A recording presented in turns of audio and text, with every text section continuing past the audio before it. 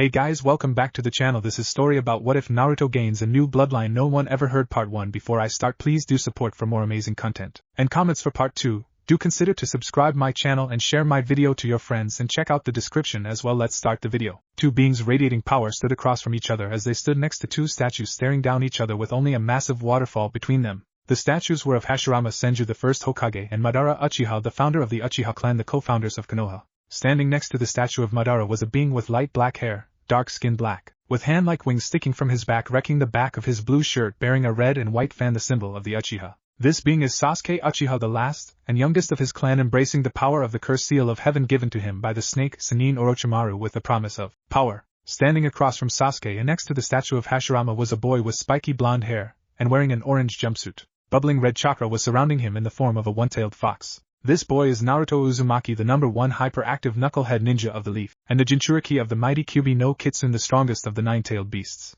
Naruto's piercing red fox-like eyes glaring into the black Sharingan eyes of the demonic Sasuke as both began powering up their ultimate jutsus, Naruto's Rasengan and Sasuke's Chidori. After the jutsus were finished, the power of the Kyuubi strengthened Naruto's Rasengan, turning it slightly purple and increasing the rotation a bit, while the power of the curse mark turned Sasuke's Chidori pitch black. They leapt towards each other, reared their arms back, thrust them forward. Chidori/Rasengan. Their attack struck, creating a sphere of energy.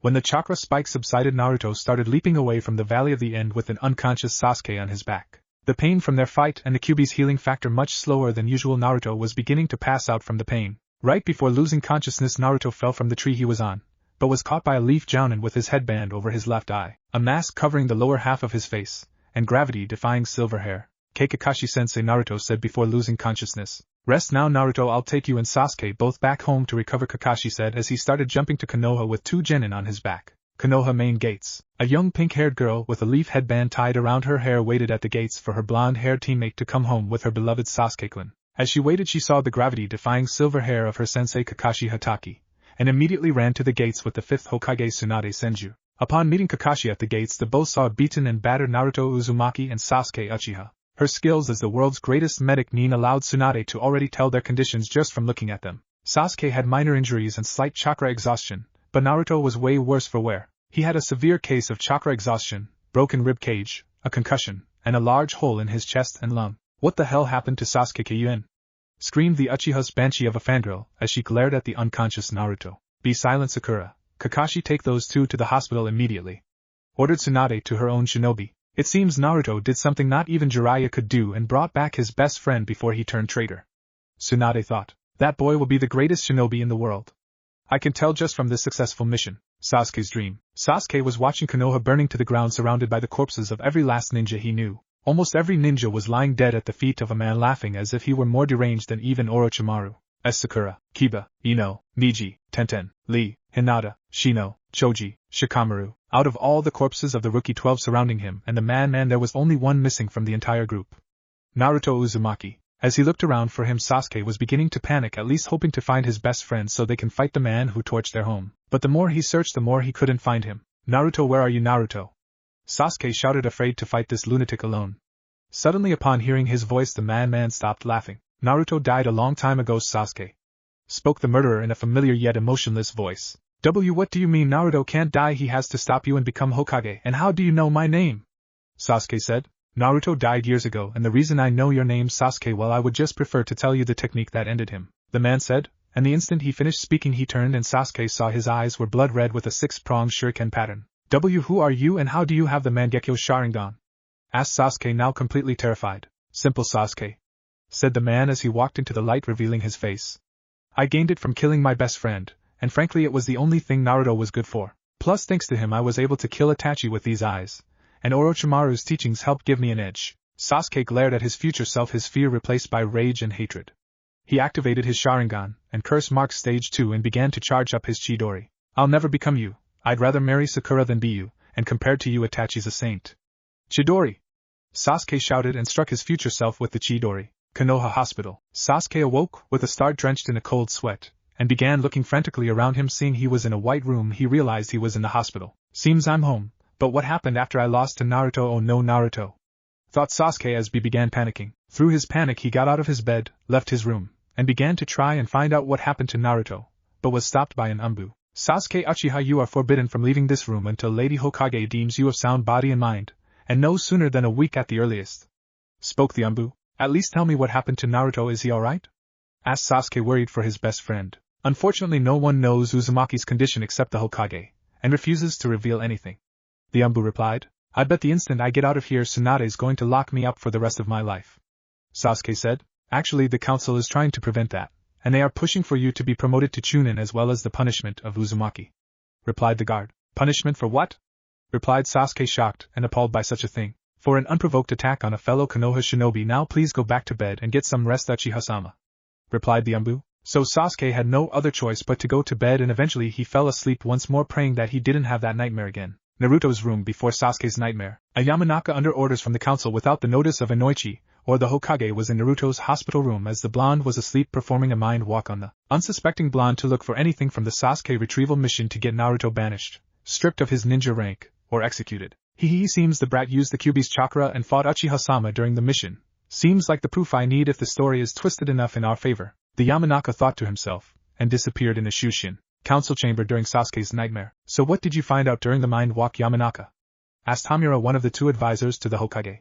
Hamura, one of the teammates of the late third Hokage Hiruzen Sarutobi, has always held a deep hatred for Naruto Uzumaki since he held the Kyuubi in him. Since then he has wanted nothing but the boy's death, and has done everything to make sure that Naruto a very miserable life. I found out that in the Valley of the End the brat used a lot of the Kyuubi's chakra and even fought the last Uchiha. All we have to do is say that he made an unprovoked attack on Sasuke, and even used the demon's chakra to try and kill Uchiha-sama. The Yamanaka replied. Hamura then smirked. Good, then that means we can truly punish the brat. All we have to do is discuss this with the rest of the council without Tsunade knowing, and then we tell her the punishment for the demon. The old man replied. Sasuke woke up from having that nightmare again about Konoha in flames and all of his friends killed by him. He was wondering if these nightmares were ever going to end when he heard the door to his room open. He would probably be happy that someone from the Rookie 12 would visit him, just as long as it wasn't Sakura, just so he could get any information on Naruto. Unfortunately his prayers of a non-Sakura visitor were unanswered as the pink-haired banshee was standing there with a bento obviously made by her, but maybe he could get the info he wants out of her. Hey Sasuke-kun, how are you feeling? Sakura asked as she walked over to his bedside. I'm feeling okay Sakura, just really tired from a reoccurring nightmare I've been having. Sasuke replied. Hey Sakura, do you know how Naruto's doing? Sasuke asked, really wanting to get the information he wanted. Who cares how that loser is, he'd be better off dying in his hospital bed. And if he is alive he'll lose everything he has for hurting you. Sakura said without thinking. Sakura, Naruto's our teammate, yet you're treating him like shit, why? Sasuke said, highly irritated. Naruto's a loser who has no right to live, and he always gets in the way of us, not to mention everyone hates him. Plus I heard he's a monster. Stated the know-it-all banshee. Monster, you don't even know what happened at the Valley of the End, and no one does except me and Naruto, so why don't you or anyone else just ask me what happened and I'll tell you, even though it's a story I'm not proud of. Sasuke said after calming down from showing his rage. Well, what did happen there, Sasuke-kun?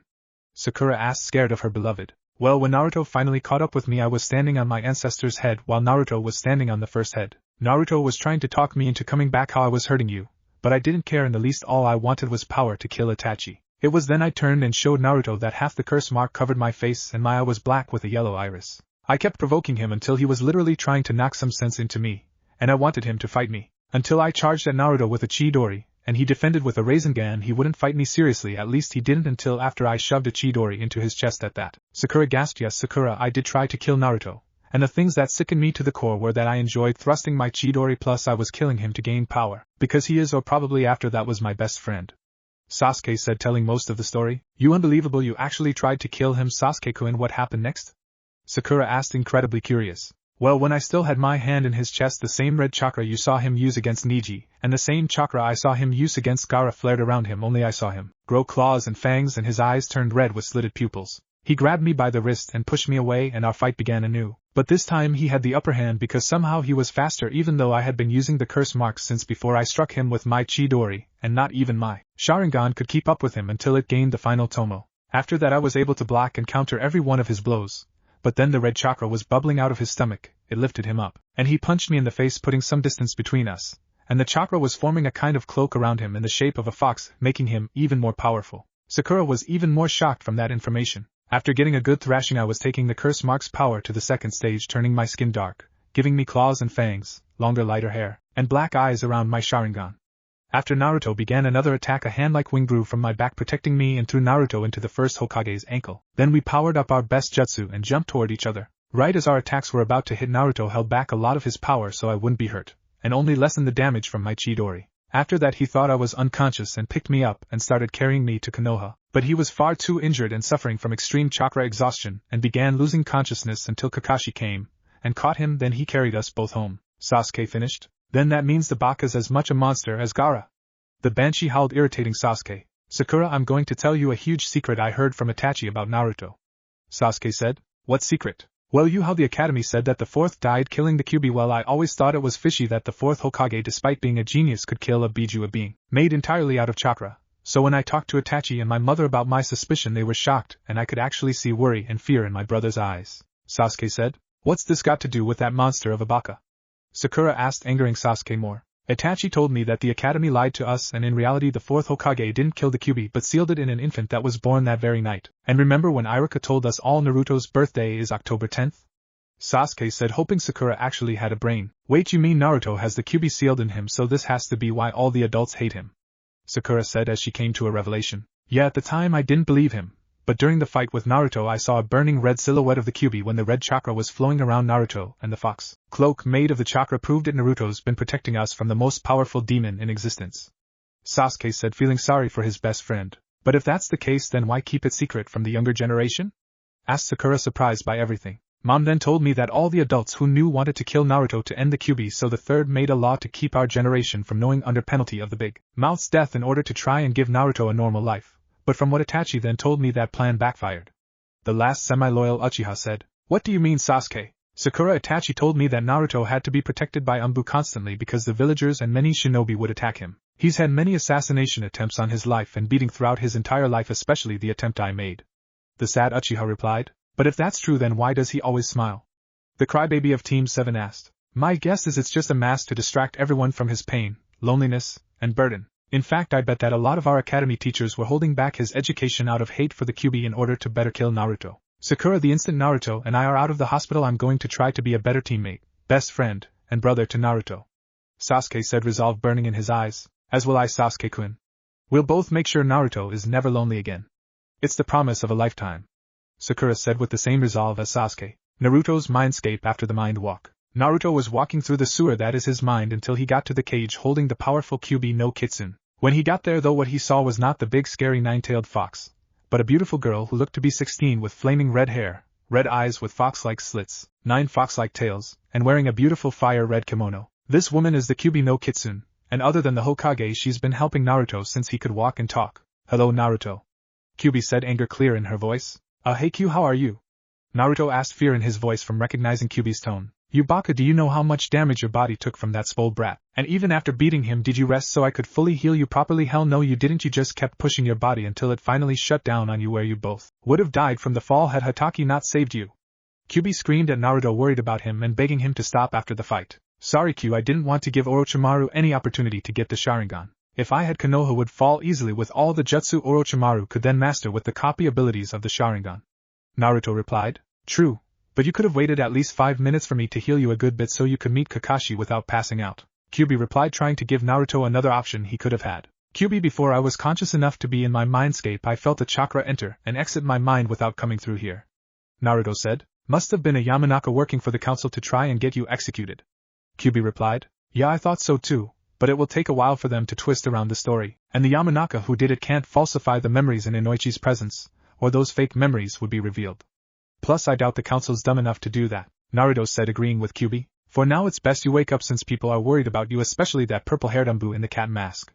The vixen said to ease Naruto's thoughts. Yeah, you're right Kyuubi, I do need to wake up, although I didn't expect Yugito to be one of the Umbu guarding me. Naruto replied as he started to disappear from his mindscape.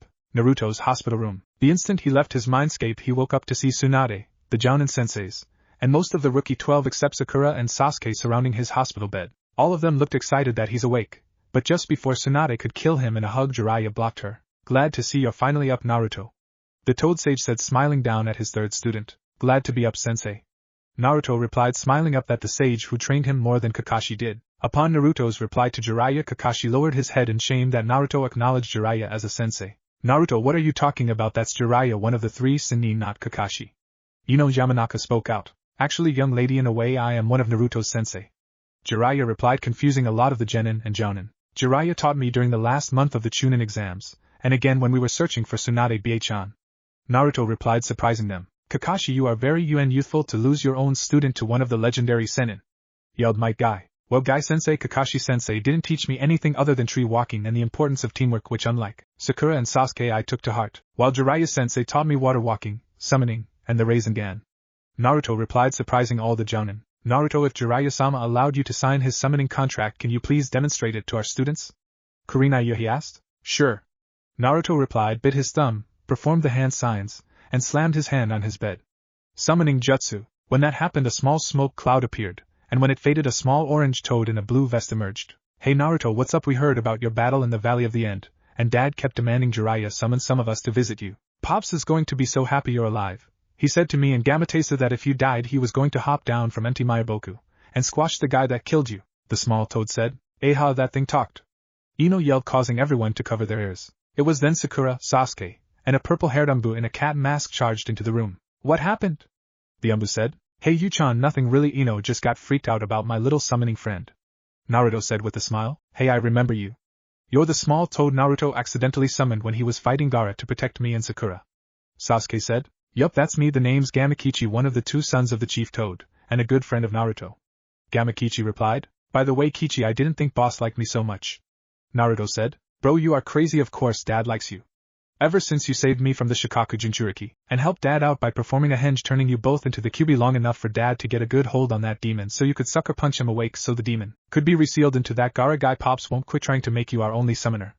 Kichi replied, making Naruto blush a bit. Why would Naruto think of the Kyuubi to transform the chief toad into for a moment?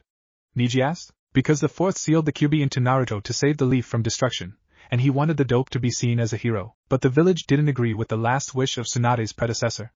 Sasuke said, surprising everyone in the room. It was then the Umbu in the room grabbed Sasuke, and held a kunai to his throat, waiting for the order to kill him. Sasuke Uchiha, you are under arrest for revealing an S-class secret, and shall be sentenced to death.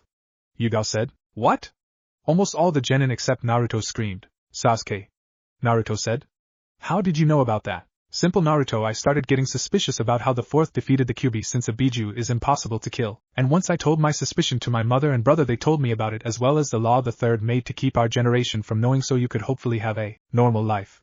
At first I didn't believe them, but your fight with Gaara, and our fight proved them right. Not only that, but my mother told me that jinchuriki like you and Gaara are forced to live the lives of loners, hated and feared for what you contain, when all you want is friendship, love, and to be acknowledged as humans instead of monsters and weapons to be used and destroyed. Sasuke said, surprising everyone. Well, Sasuke, if you know all this, why reveal it to everyone on penalty of death? Tsunade asked, wondering how much of his mind Sasuke lost. I'm doing it so everyone can get a look at the true Naruto Uzumaki. After all, Naruto should rightfully be Rookie of the Year, since he was personally taught by my brother behind everyone's, including the third's, backs. In fact, Naruto would be if not for the teachers in the academy who all had a chip on their shoulders. But after that, Naruto decided to play the fool to receive attention instead of hate. The last Uchiha said, shocking everyone, even Tsunade. Then, wow, Itachi really wanted us to be friends, that he'd tell his baby brother some of my secrets. Naruto said, chuckling a bit. Wait, Naruto, Sasuke's telling the truth? Tenten asked, still shocked. Yep, and there's a reason my genjutsu is non-existent. The blonde in bed said. Oh, and what reason is that? Asked Asuma Sarutobi. It was the Naruto made and hand sign and said Kai. After that, a wave of chakra enveloped the room, signaling the release of a genjutsu. It was then everyone saw in Naruto's place a young blonde an inch or two taller than Sasuke, with the body of a jounin with a couple of scars on him. I'd been in a constant genjutsu for years, hiding from those who thought I was Q, and if I became Rookie of the Year, those fools throughout the village would believe she was influencing me. Naruto replied. Wait, the Kkyubi is a Gigi girl? Asked the surprised Hinata Hyuga. Yep, and she agreed that hiding the intelligence, skills, and jutsu I learned from her and Itachi was a good idea, and before any of you say anything, she didn't attack by choice. Naruto replied to Hinata. What do you mean, Naruto? Asked Tsunade. Simple, Q was attacked and controlled by someone all of us thought to be dead since the time of the first. Naruto said. Well, who was it? We need to bring him to justice for all the suffering you went through. Sakura said, surprising Naruto. It was an eternal Mangekyo Sharingan that controlled her and caused the deaths of my parents. Naruto said. Wait a minute, there is only one person to ever have that, and that was Madara Uchiha. Sasuke said. Yet turns out those eyes of his made him immortal, and allowed him to extract Q from her previous host, my mother Kushina Uzumaki. Naruto said, sadness in his voice. Wow, so it seems my brother, and I aren't the last remaining Uchiha in the world. The founder of our clan still lives, and ruined my best friend's life. Sasuke said, hold it Uchiha, you've no right to call my student your best friend when your team almost became younger replicas of the Sannin. Jiraiya said to Sasuke, Jiraiya's right Sasuke, you almost became a traitor for power, the same reason Orochimaru left, and just like that snake you nearly killed your teammate who wanted to bring you home. Tsunade said, still I think of Sasuke as my best friend, and he's not entirely like Orochimaru. Naruto said, what do you mean Naruto-kun? Lee asked. Sasuke is doing this to redeem himself while Hibi team seeks no redemption, only destruction.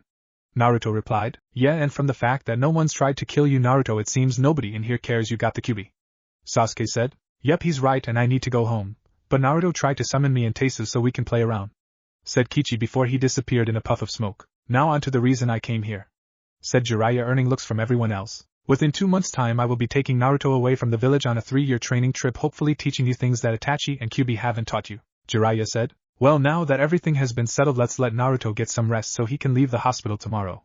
Tsunade said, it was a cloudy day in Konoha as the entire Rookie 12, their senseis, 1 Anbu, and 2 of the 3 Sannin walked out of the hospital since Naruto and Sasuke were finally cleared to leave. The rookies and their senseis were going to the training grounds to practice and hone their skills as 4 teams and as individuals. The Anbu Yugao Yuzuki was going to practice her kenjutsu skills so she'll be ready to train with Naruto tonight. Jiraiya was going to the hot spring to spy on the girls for his books and think about what to train Naruto in. And finally Tsunade was preparing to go back to the Hokage Tower to give her assistant and student Shizen a break for the rest of the month and hire a temporary assistant to make sure she does her paperwork.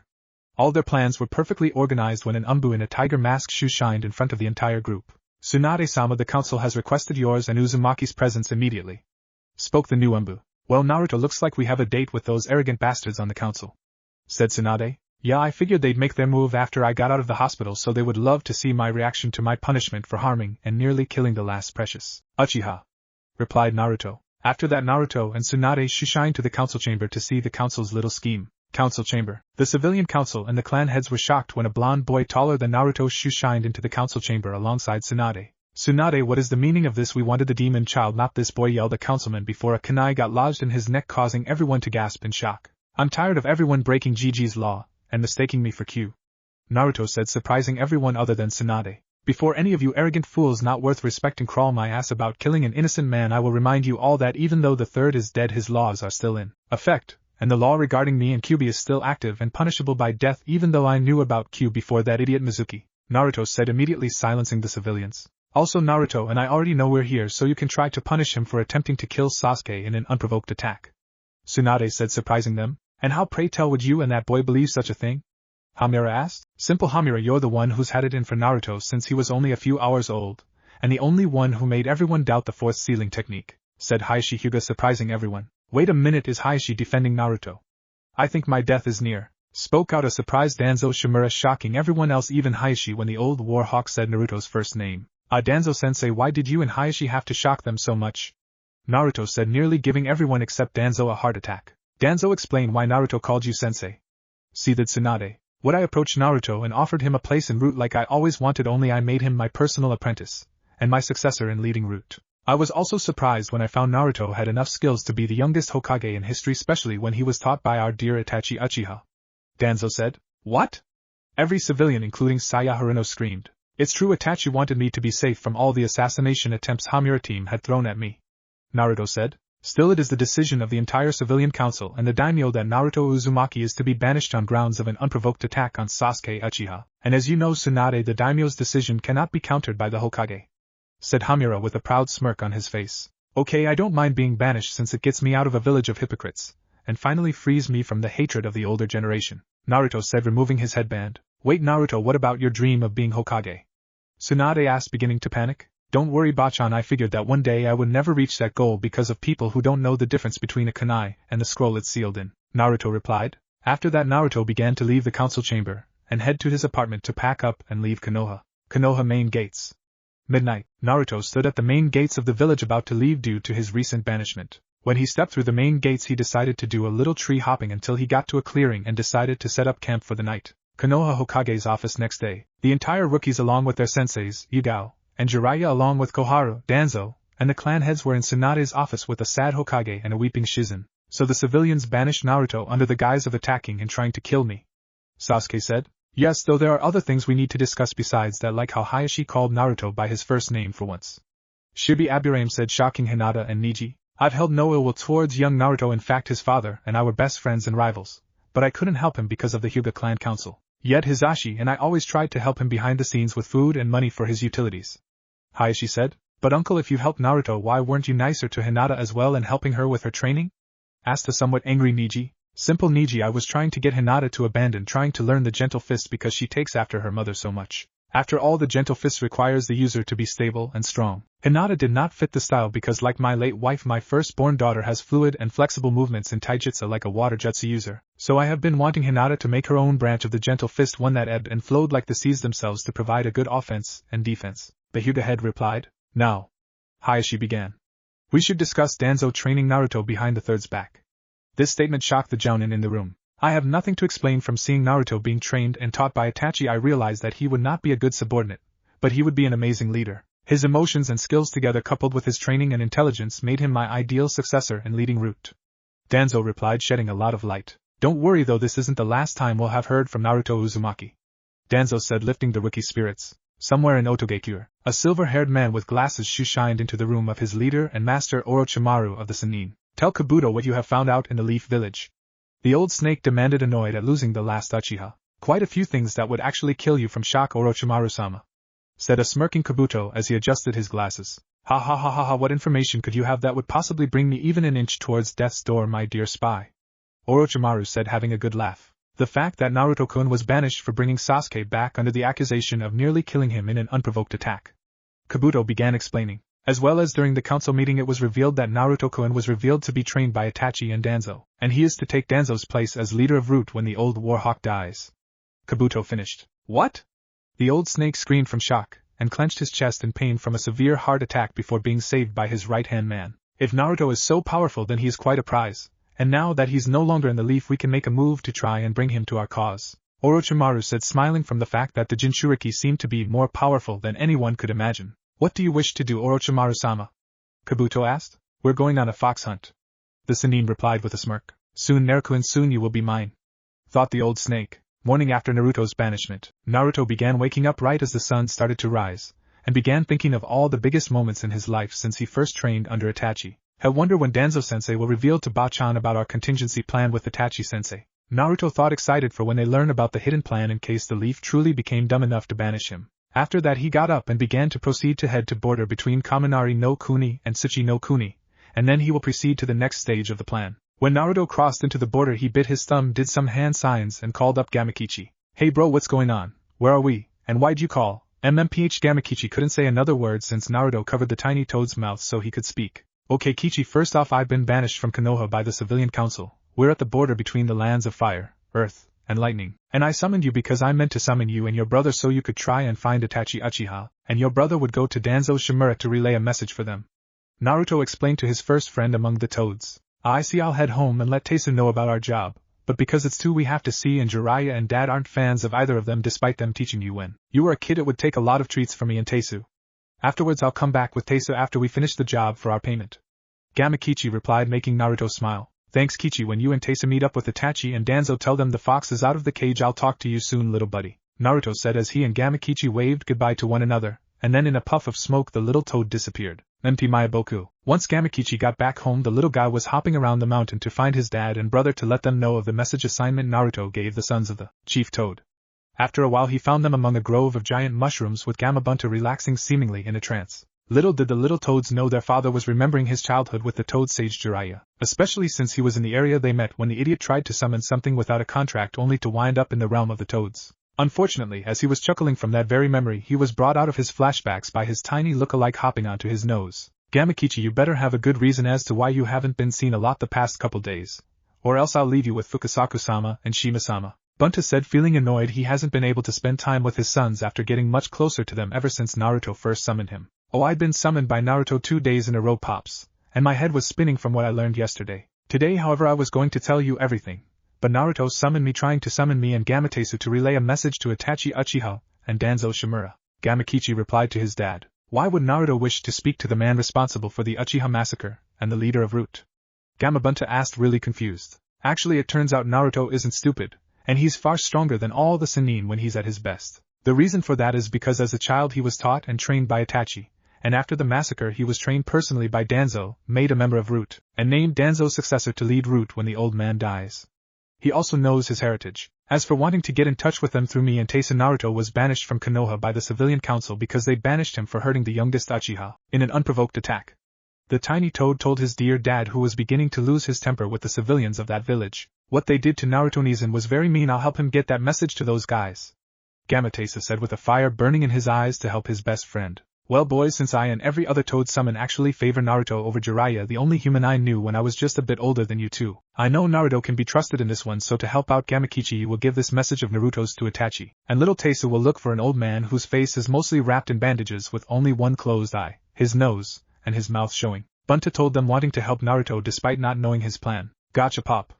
And in a puff of smoke the toads were gone. Gamakichi to Itachi, and Gamatesa to Danzo. With Itachi, the older of the Uchiha brothers was traveling with his partner in Akatsuki Kisame Hashigaki to hunt down the Kyuubi Jinchuriki Naruto Uzumaki. But even though he has to hunt down Naruto, Itachi plans on protecting his student. There was just one questionable obstacle, and that was his blue-skinned partner, and former member of the Seven Swordsmen of the Mist, Kisame. I hope Naruto is okay. After all, the last time I met up with my only student wasn't on the best of terms since Kisame, and I have to capture the Biju. I can't wait to turn on the Akatsuki. After all, the only ones I consider remotely deadly are Pain and Madara. Thought one of the last Uchiha in the world. His thoughts on Naruto were cut short when he heard a poof sound nearby.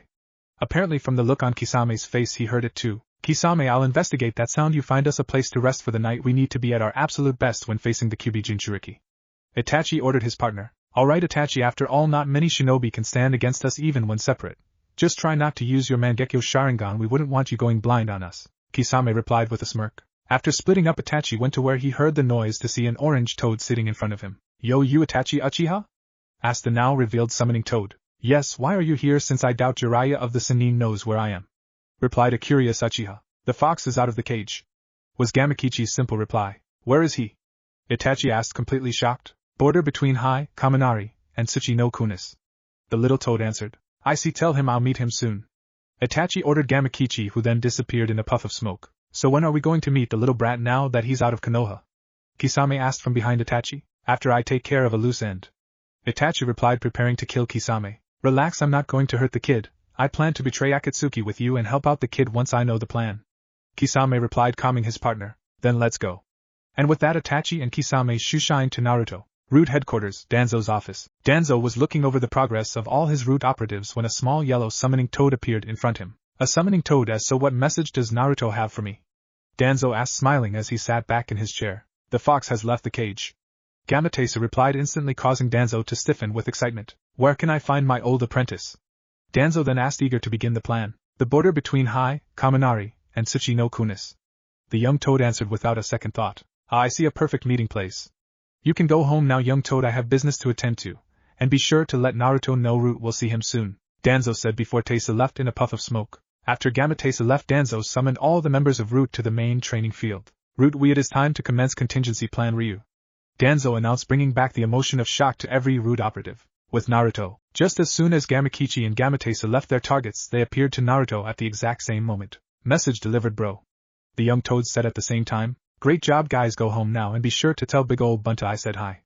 Naruto said before the toads waved and went home. Things are going to be changing in the elemental nations big time, Naruto thought as he prepared to meet his senseis and begin his destiny. It's been 2 days since Naruto summoned Gamakichi and Gamatesa and had them deliver the message to Itachi and Danzo, and now he has been waiting patiently by himself, anxious to put their contingency plan into action. Little did Naruto-chan know he was about to have some company, and one of them has history with his tenant. Location near Naruto. 2 men were traveling down a road between the borders of Kaminari and Tsuchi no Kunis. One had green eyes as dark as emeralds, while the rest of his face was covered by a mask, and his headband bearing the symbol of Taki, the hidden waterfall village. The other had silver hair, dark red eyes almost reminiscent to dried blood, an amulet marking him a Jashinist, and his headband had the mark of Yokogakure, the village hidden in hot water. The 2 most worrisome things about these men were the slashes through their headbands marking them as missing Nin, and the black cloaks with red clouds showing they were of the group known as Akatsuki. These 2 men are Kakuzu of Taki and Haiden of Yuka. At the moment these 2 men were going down the path with an unconscious woman wearing the clothes of a jounin draped over Haiden's shoulder. Kakuzu, when are we gonna start removing the Biju from this bitch? I'm getting sick of carrying her all the fucking time, whined the annoyed immortal. Soon, Haiden. but if you don't quit whining like a spoiled child you won't live long enough. Kakuzu replied, highly annoyed with his partner. Yeah, you keep saying that and I'm getting sick of it. I haven't been able to sacrifice anyone in the name of Jashin, and I'm getting so pissed I'm very tempted to sacrifice this bitch to my lord. Spoke Haiden. You know Leader-sama would literally have your head for killing her before we extracted the biju, and I would rip your arms off before you killed me. The masked man replied. Also hunting the jinchuriki is counterproductive to me providing the Akatsuki more funds. Geez, what's with you and money, Kakuzu? Sometimes I think you're completely obsessed with it. Haiden spoke to his partner. No more than you are with your religion, and we're near the exact center between Hai, Kaminari, and Tsuchi no Kunis, replied the waterfall rogue. After that exchange the two Akatsuki proceeded in silence, unaware that some of their conversation was heard by the most powerful of the 9 sacrifices. With Naruto was planning to prepare one of his many instant ramen cups for a before-training breakfast, and was on his way to a stream to get the water for it when he immediately saw 2 men wearing cloaks of the Akatsuki. Deciding he didn't want to be spotted by the S-rank Nukenin, he leapt into the bushes and decided to spy on his enemy, and that was when he noticed the unconscious woman draped over Haiden's shoulder. As he stared at her, feeling something familiar about her, Kyubi decided to speak up, surprising the blonde. Naruto, that woman, I can tell she's Nibi's jinchuriki. Kyubi said with surprise in her voice. By Nibi, do you mean your little sis, the two-tailed cat? Naruto asked with wide eyes, never leaving the woman over Haiden's shoulder. Well, since those two are about to speak, how about we listen in on them by focusing my chakra in your ears? She replied easily. After that he did as she said and listened in on the entire conversation. Kakuzu, when are we gonna start removing the biju from this bitch? I'm getting sick of carrying her all the fucking time. Whined the annoyed immortal. Soon, Haiden. But if you don't quit whining like a spoiled child you won't live long enough. Kakuzu replied, highly annoyed with his partner. Yeah, you keep saying that and I'm getting sick of it. I haven't been able to sacrifice anyone in the name of Jashin, and I'm getting so pissed I'm very tempted to sacrifice this bitch to my lord. Spoke Haiden. You know Leader-sama would literally have your head for killing her before we extracted the biju, and I would rip your arms off before you killed me. The masked man replied. Also hunting the jinchuriki is counterproductive to me providing the Akatsuki more funds. Geez, what's with you and money, Kakuzu? Sometimes I think you're completely obsessed with it. Haiden spoke to his partner. No more than you are with your religion, and we're near the exact center between Hai, Kaminari, and Tsuchi no Kunis, replied the waterfall rogue. After hearing all of that, Naruto was starting to let Kyubi's chakra flow if he hadn't realized what he was about to do. After he calmed down though, he started to form a plan after hearing their conversation, and decided to test if Haiden was truly immortal. It was then Naruto rolled up his sleeve and flooded a seal on his arm with enough chakra that he was able to unseal an Umbu sword courtesy of his days in root, and started one-handed seals, wind style, air bullet jutsu. Naruto whispered after he threw his sword at Kakuzu's back, piercing his spine and heart, and pinning him to a nearby boulder. Who the fuck is the dead bastard that did that? First one to guess who it is that yelled that gets points to being a beta. After striking Kakuzu, Naruto performed a shushin to get behind Haiden, and with a second sword chopped off his head and sliced his limbs off his torso. After that he took the unconscious jinchuriki and moved her away from the battlefield. What the fucking hell, who the hell are you to chop me to bits and pin Kakuzu to a tree like that? Haiden yelled at the top of his missing lungs. I admit, to get us like this, whoever this person is, he is very impressive. Kakuzu spoke, surprising Naruto, who thought Haiden's partner was dead. After scaring the Uzumaki, Kakuzu pushed himself away from the tree, ripped Naruto's sword out of his back and tossed it to the blonde. To slice up Haiden and pierce one of my hearts within such a short moment. You truly are an impressive shinobi. Kakuzu stated, not knowing who he was talking about. Wait, you said one of your hearts? If you have more than one, how many do you have? Naruto asked after shaking off his surprise. However, unknown to anyone, the Nibi Jinchuriki was starting to awaken, as well as seeing her kidnappers in a confrontation with an unknown nin. You'll have to find out for yourself if you can survive long enough to learn, that is, replied the only useful Akatsuki member there. Now if you wish to avoid an unnecessary death, hand over the Jinchuriki. Kakuzu demanded, with Haiden just watching, feeling as useless as a pumpkin. After hearing Kakuzu's demand, the Kumo Kunoichi was starting to shake with fear that this person would just abandon her. Which Jinchuriki? Naruto asked, confusing them. The fuck you mean which Jinchuriki, you idiotic bastard? Haiden shouted, annoyed he can't sacrifice Naruto to Jashin. I mean, do you want the Jinchuriki of Nibi or Kyubi? Naruto specified his question, causing everyone's eyes, including Nibi's, to widen. Kitten, did that guy really say Kyubi? Nibi asked her container after she regained consciousness herself. I guess so, Nibi, so if he's serious then we're staring at the Kyubi Jinchuriki, which is a huge shocker. Nibi's host replied to her tenant. So we were ambushed by the Kyubi Jinchuriki, huh? Haiden asked, actually calm. It seems so, Haiden, and he's more powerful than Itachi and Kisame said he was. Then again, he could have been hiding his power when he first learned of our existence. The severed head's partner replied. Yep, I was hiding my true self because I'm a living S-rank secret, not that you two will live long enough to spread the word, Naruto said to them, leaving the Akatsuki members and the Jinchuriki behind him completely curious. I see you're all curious as to what I mean, so allow me to introduce myself, Naruto began. I am Naruto Uzumaki Namikaze, son of the Yondaime Hokage and Konoha's Yellow Flash Minato Namikaze and Kushina Uzumaki, exiled Konoha shinobi, former agent of Konoha's root, and jinchuriki of Kyuubi no Kitsune. Naruto introduced himself, surprising the two people. One demon and the severed head of Haiden. Haiden doesn't count as a person if he's nothing but a severed head. I see your reputation is impressive, Namikaze-san, and from your introduction I can tell you were holding back some very personal information, so for that I can actually respect you as I fight you, Kakuzu said with an impressed tone of voice. After he finished though, 4 masked monsters emerged from Kakuzu's back and flew past Naruto over toward the surprised Nibi Jinchuriki. However, as Naruto watched, everything started moving in slow motion, his vision heightened. He could see the woman's chakra network and the chakra of the creatures flying toward her, and he suddenly raised his hands in the air pointing to the monsters. Bansho Tenin! As soon as Naruto yelled those 2 words, the 4 masked monsters were instantly being pulled to Naruto, and as this happened he grabbed both his swords and sliced 2 masks, destroying half the monsters, and managed to nail another with a Rasengan right in the center of the mask, destroying 3 out of 4. The last one flew back into Kakuzu. You unbelievable, you took out 4 out of my 5 hearts.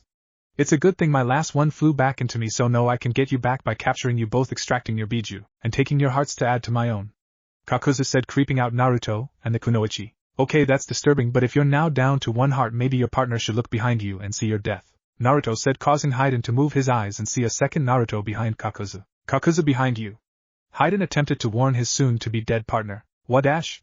Kakuzu replied, only to see a second Naruto come at Kakuzu with a now fully charged Rasengan, and slammed it right into his chest, taking out his final heart, leaving a shocked Haiden head and Nibi Jinchuriki with an impressed Nibi watching from inside her host. After ending Kakuzu, Naruto walked over to Haiden's head, picked him up and walked over to the Kumo kunoichi, put Haiden's head in a sealing scroll and carried the kunoichi to his campsite, who actually blushed the whole time. So care to tell me your name?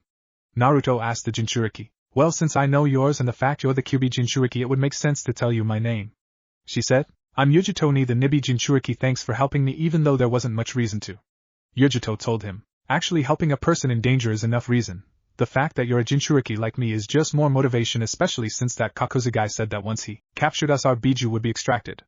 So if I'm wrong, once Nibi and Kyuubi were ripped out of us we'd be dead, Naruto said, somewhat impressing Yugito. So what happened to get you exiled from Konoha? Yugito asked, curious as the cat within her. Got exiled because I hurt the last Uchiha. Not to worry though, I have a plan to get back at Konoha, especially for the lousy childhood the civilians forced on me, Naruto replied, surprising Yugito. Wow, so what were you doing here between the borders of Hitsuchi and Kaminari no Kunis? Yugito asked, wondering if it was coincidence that he was able to save her. Oh, simple, this area is where the plan begins, though at the moment I'm waiting for my very first senseis so the plan can truly begin, Naruto replied, again causing Yugito to think that it was fate for them to meet. So who are these sensei of yours?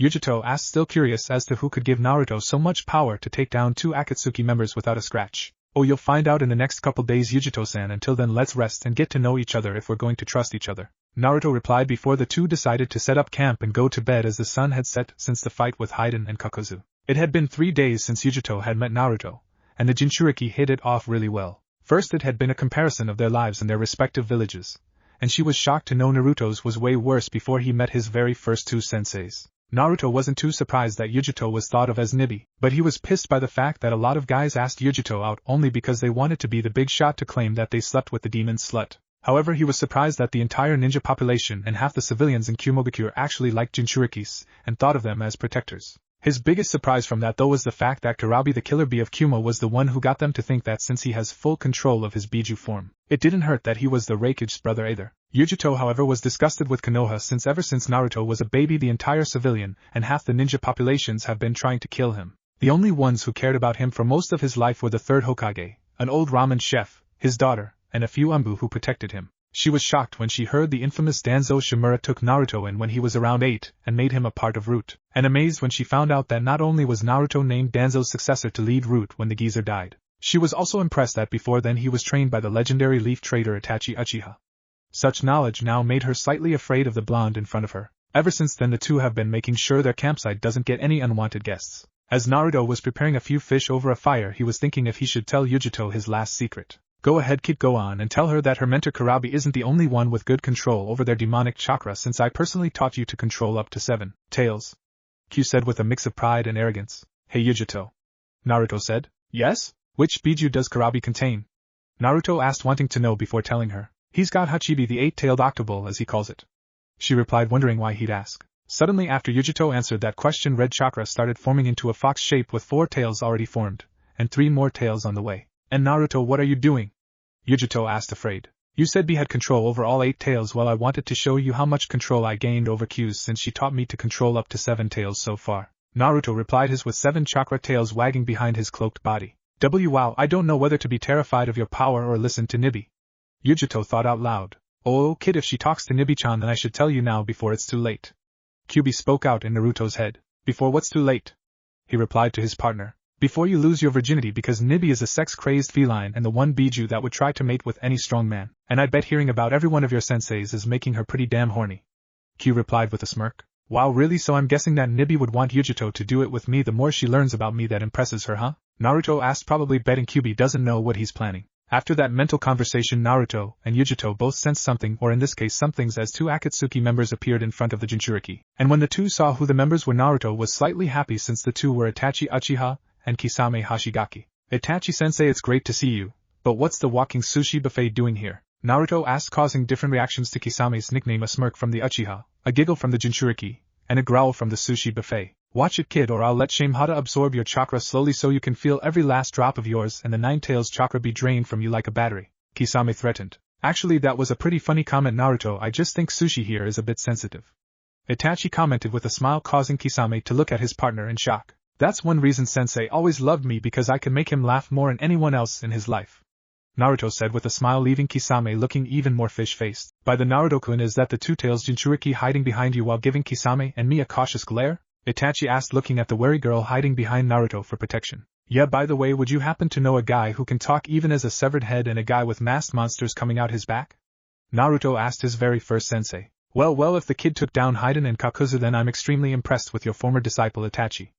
Our shark-faced friend spoke. Yes, it just proves that he can become a threat to Akatsuki and its destruction. So Kisame, this leaves us in an awkward position. Itachi spoke in an emotionless tone, letting everyone know he was serious. With what you now know of Naruto, will you try to kill me for betraying Akatsuki and then capture Naruto the 2 tails jinchuriki? Or will you prove to be a true friend of mine and join us, because I can tell for a fact that the girl will follow Naruto if just to make sure either of them are attacked by Akatsuki?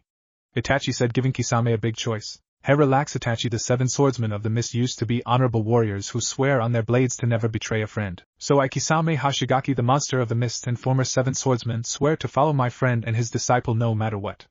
The shark man replied. Good. Now, Naruto-kun, I don't recall hearing you introduce the girl to us, so may we now know her name? Itachi asked his favorite friend. After that exchange, Yugito walked out from behind Naruto and looked at Itachi and Kisame. My name is Yugito ni, probably ex-Kumo ni now, jinchuriki of the Nibi no Nikomata, and for now ally of Naruto, she said, smiling at the last part and looking at Naruto with a slight blush. What she didn't notice though was that ever since she said Naruto, she was getting a stern look from Itachi, and a slightly surprised look from a slightly blushing Naruto. Miss Ni, was it? Just so you know, no woman, not even Aya Michiraka, has ever called my student Naruto and meant it, so until I learn that you truly like him, I will be watching you like a hawk. Itachi whispered in her ear so low that Naruto couldn't hear him. After hearing his subtle threat and comment about Naruto, Yugito was left wide-eyed, but she knew she had nothing to worry about, since after being saved from 2 S-ranked criminals, and learning about his life, she can honestly tell Itachi that she genuinely cares for the blonde boy. Hey sensei, I was thinking about something, Yugito said. Naruto spoke. What is it, Naruto? The Uchiha replied. Well, I was thinking maybe I could send a toad to Kumo to tell the Raikage and the 8 tails jinchuriki that Yugito is safe, she'll be traveling with us, and warn them about the Akatsuki. And for that last part, you and Kisame might need to help me since you guys probably know every last member of the organization. The blonde boy said, amazing everyone. That's actually a good idea, and it's a good way for Itachi and me to earn Yugito's and Kumo's trust since we know the remaining members and their specialties. But Naruto would need to send a fast toad. Kisame replied, impressed by Naruto's plan. It is indeed a good plan, and the Raikage could aid us in our plan, Naruto. For now though, let's tell the Raikage about Yugito's condition and the Akatsuki, then we'll let him know of our plan. Naruto's first sensei said. After that exchange, Naruto summoned the best messenger toad he knew of, but he was busy, so Naruto had to settle with Gamakichi. Just kidding, wrote the message for the Raikage, and had Kichi go to Kumo as fast as the little guy could go. When that was finished, the group of now 4 chose to wait for in a couple more days Danzo would come, the plan would begin, and they would gain the help of all the shinobi villages that bore jinchuriki, and even some that had no jinchuriki. It's been a few hours since Itachi Uchiha and Kisame Hashigaki had arrived and joined up with Naruto, Uzumaki Namikaze and Yugito ni, and at the moment Naruto and Itachi, the Akatsuki members now traveling with the 2 jinchuriki, were preparing a message about Yugito's condition and the warning about Akatsuki, with information about the members for the Raikage of Kumogakure. At this very moment Itachi was telling Naruto of the remaining member now that Haiden and Kakuzu were dead. Okay Naruto, aside from Kisame and I who were sent after you, the other members of Akatsuki would be Sasori of the Red Sand and Deidara the Mad Bomber, who are after the Ichibi no Shikaku witches and your friend Gaara. After those two would be Zetsu the organization spy for the Jinchuriki, who at the moment is making tabs on the Sanbai, Yambi, Gobi, Rokubi and Nanabai. Next is Tobi, a masked member whose identity I know, but need to prove to the other villages. Then there is only one more team consisting of Konan the Paper Mistress, and the organization's leader Pain the so-called God of Peace. Those two are stationed in Amagakure, and made it a fortress that only someone like Jiraiya could get in. Itachi said, giving Naruto basic information to interest the Raikage. Okay sensei, the message is done. Now I just need to call my favorite little messenger. Naruto said, bit his thumb for blood, performed the hand signs, and slammed his hand on the ground. Kuchiyos no Jutsu, he shouted, and in a puff of smoke Gamakichi appeared. Yo Naruto, what's up? Kichi asked playfully. Hey Kichi, do you know the way to the Raikage's office in Kumogakure no Sato? The blonde shinobi asked his tiny friend. Sure, why do you ask, bro? The young toad replied to his human friend. Well, can you deliver this message to the Raikage? He asked. It must be pretty important if you want me to directly deliver to the Raikage. Gamakichi replied. Its importance could be considered S rank. Possibly even SS rank important. Naruto replied to his friend. Well, if it has to do with the Akatsuki members, and the Kumo Kunoichi behind you, then yeah, I can make it there and back faster than Gamatesu can ask for candy. The toad replied to his bro with a wink. Thanks Gamakichi, you're a real friend. Naruto said, making Kichi smile. No problem Naruto, but with these messages to Itachi, Danzo, and even the Raikage of Kumo, you're going to have to lay low if Dad and the perv find out. Gamakichi replied and warned his best human friend. Thanks Kichi, and if they do find out I'll tell them the truth. Plus if they get angry I got Itachi-sensei, Sushi, and Yugito-chan backing me up, the blonde replied, making the tiny toad laugh, the Kunoichi giggle, and his sensei smile. Would you quit calling me Sushi? Kisame yelled, annoyed from being called Sushi again by the brat. It was then Itachi walked to Itachi and placed a hand on his shoulder. Relax, giving nicknames like that is how he shows he likes you, Sushi. Itachi spoke with a chuckle at the end, surprising and embarrassing the monster of the mist. After that Gamakichi poofed away, leaving the four humans. I don't know if Kisame's human or fish, so I'm just going with human, where they summoned him to await the arrival of Danzo Shimura and his root Umbu. Kumogakure, Raikage's office. The Raikage, the strongest Kumo known to many in the village hidden in the clouds, was actually feeling very weak at this moment because a member of his village, and his adopted daughter in fact, was recently kidnapped by two unknown shinobi wearing black cloaks with red clouds. He could only guess that they were members of the Akatsuki that Jiraiya and Tsunade of the Sannin had warned him and the other villages about. Unfortunately, he was far too stubborn to listen to Konoha, which seems to have cost Kumo one of their jinchuriki, but it might have cost the Kage himself the daughter of his best friends, whom he adopted to protect from the prejudice of being a jinchuriki. However, as the man paces his office trying to think of a way to save her, in a puff of smoke a small, orange summoned toad appeared on his desk with a scroll. A summoned toad? What does Jiraiya want at a time like this?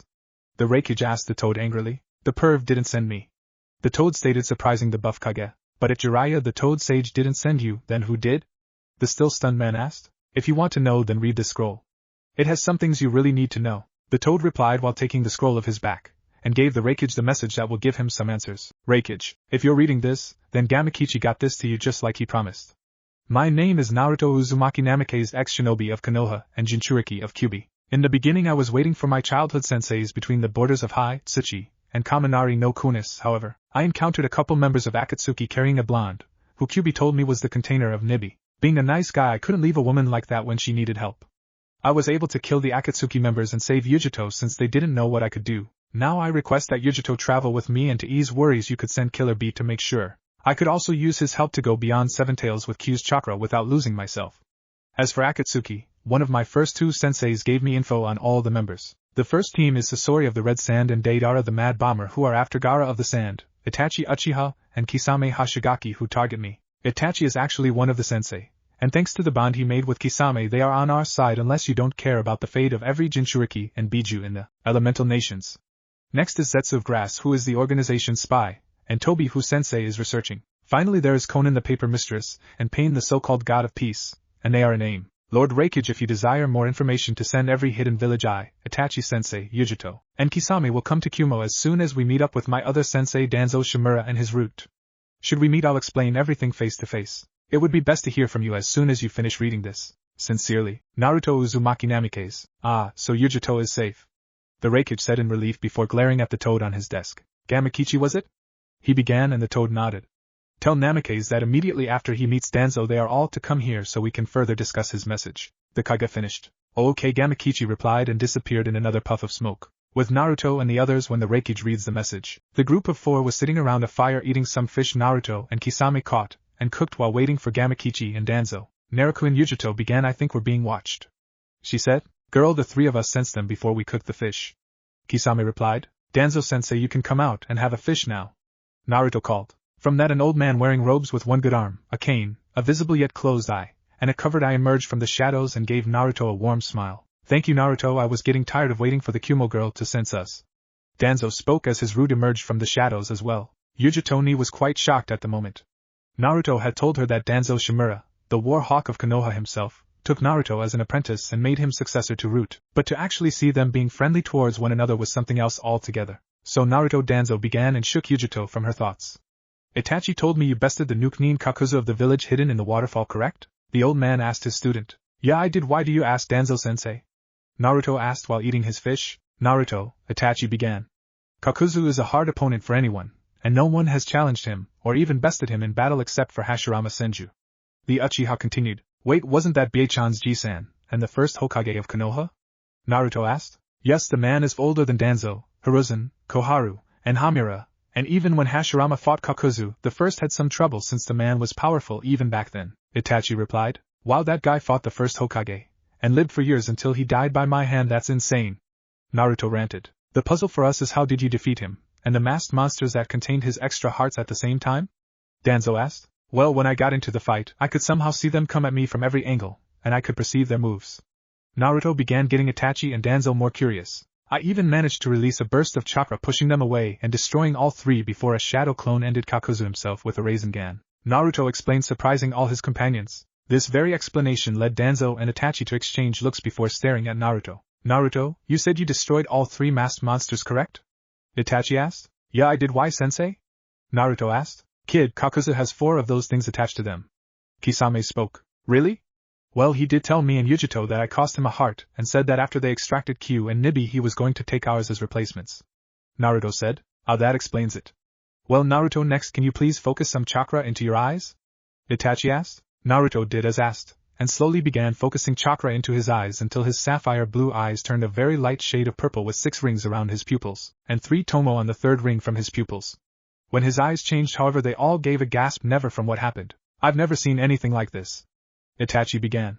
"It's as if Naruto here has awakened a fusion of the Sharingan, Byakugan, and Rinnegan. He finished taking them all, even Danzo, by surprise. Wow, that's really cool, Itachi Nizan. I wonder if my eyes have the abilities of the Byakugan and the Rinnegan, although, I'm hoping my new bloodline doesn't have all the abilities of the Sharingan." Naruto finished surprising them with the last part. "Naruto, my boy, why did you say that part about the Sharingan?" Danzo asked while Itachi knew the answer. "Danzo-sensei, you and Itachi Nizan both know that I prefer learning techniques the right way, through hard work, than the easy way, unlike most of Itachi's clan who took them without learning them with hard work," Naruto replied, making both his sensei and Yugito smile. "Well, for now it would be best to hide Naruto-kun's eyes for a bit, so tell him how to turn off the dojutsu," Yugito said, causing Itachi to tell Naruto to remove the chakra from his eyes, which turned the blonde's eyes back to their sapphire blue. When they finished the discussion, Gamakichi appeared in a puff of smoke. "Hey bro," the little toad summon said. "Hey Kichi, how was the trip to see the Reikage?" Naruto asked his tiny friend. "Well, his surprised reaction when I told him Ero-sennin didn't send me was pretty funny," Gamakichi began. "However, when he read your message he said that after you met up with Danzo to head straight to Kumo." The little toad finished. "I see. Well, I hope the Reikage doesn't mind us going on foot rather than by summon," Naruto said. "Why can't we travel by summon, Toad?" Yugito asked. "Simple reasons for that, my dear Yugito-chan," Naruto began. "1. I would like to learn what my new bloodline can do. 2. Sushi-san might pick an unnecessary fight with the toads. And 3. They prefer being summoned for recon, as messengers, or for combat. They absolutely hate being used for travel," Naruto explained. "What's this about you having a bloodline, bro?" Kichi asked, surprised. It was then Naruto explained to Gamakichi about the unique bloodline he gained, and how unsure they were about its abilities aside from the Sharingan's perception and the Byakugan's sight. "Wow, Naruto, that's unbelievable, but of course now you realize I'll have to tell Dad." Kichi finished in a sad tone. "Tell Bunta that if he keeps it a secret, then in 3 years I'll drink with him till he passes out drunk." Naruto replied with a smirk. "Will do, bro, but Dad's gonna pass out from laughing before accepting that challenge." Gamakichi replied with a chuckle before going home. Well, Naruto began as he turned to his companions.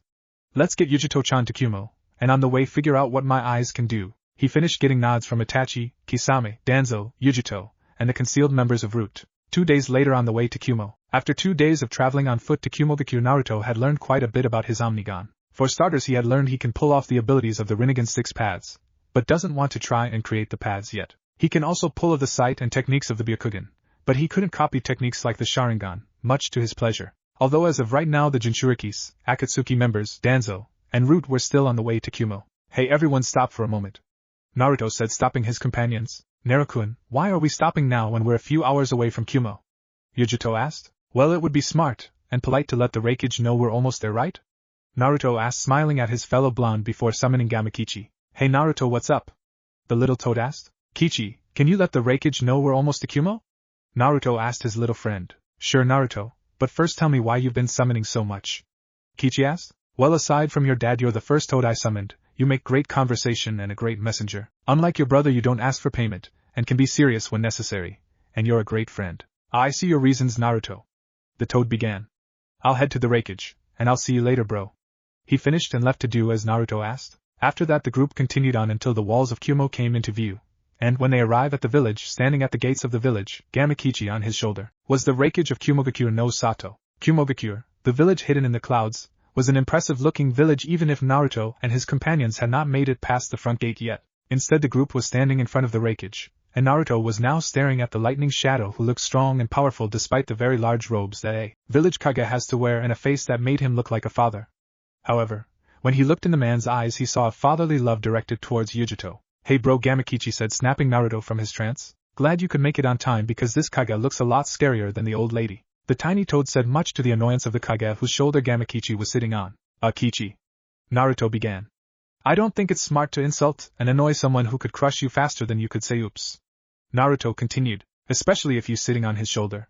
He finished his warning. With that, the little summoned toad actually paled and went home with a quick bye bro.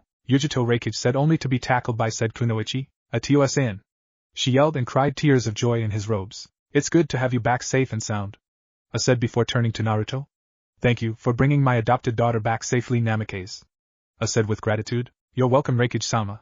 But can we please go to your office to discuss things further? Naruto replied, causing A to nod in agreement. On the way there, however, Naruto noticed the women giving Yugito glares of hate that reminded him of his life in Konoha, while the men gave her glares of hate and lust that made his skin crawl. Hey Yugito, Naruto whispered. What? She asked. Do the villagers see you as Nibi, and think of you as nothing but a demon, a weapon, and breeding stock? Naruto asked, getting a nod from her. However, while they were talking, a very bold and stupid villager snuck up behind Yugito and squeezed her in front of everyone, only to be punched to the ground by a pissed-off Naruto. What the hell are you doing?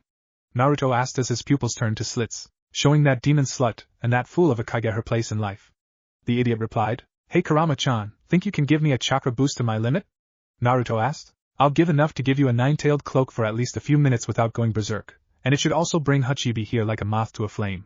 Kurama replied. Right as the villager spoke his mind, there was an explosion of blood-red chakra, and standing in the center, with the red chakra forming a fox-like cloak with 9 tails, was a severely pissed-off Naruto. So you think of a female jinchuriki as a slut, right?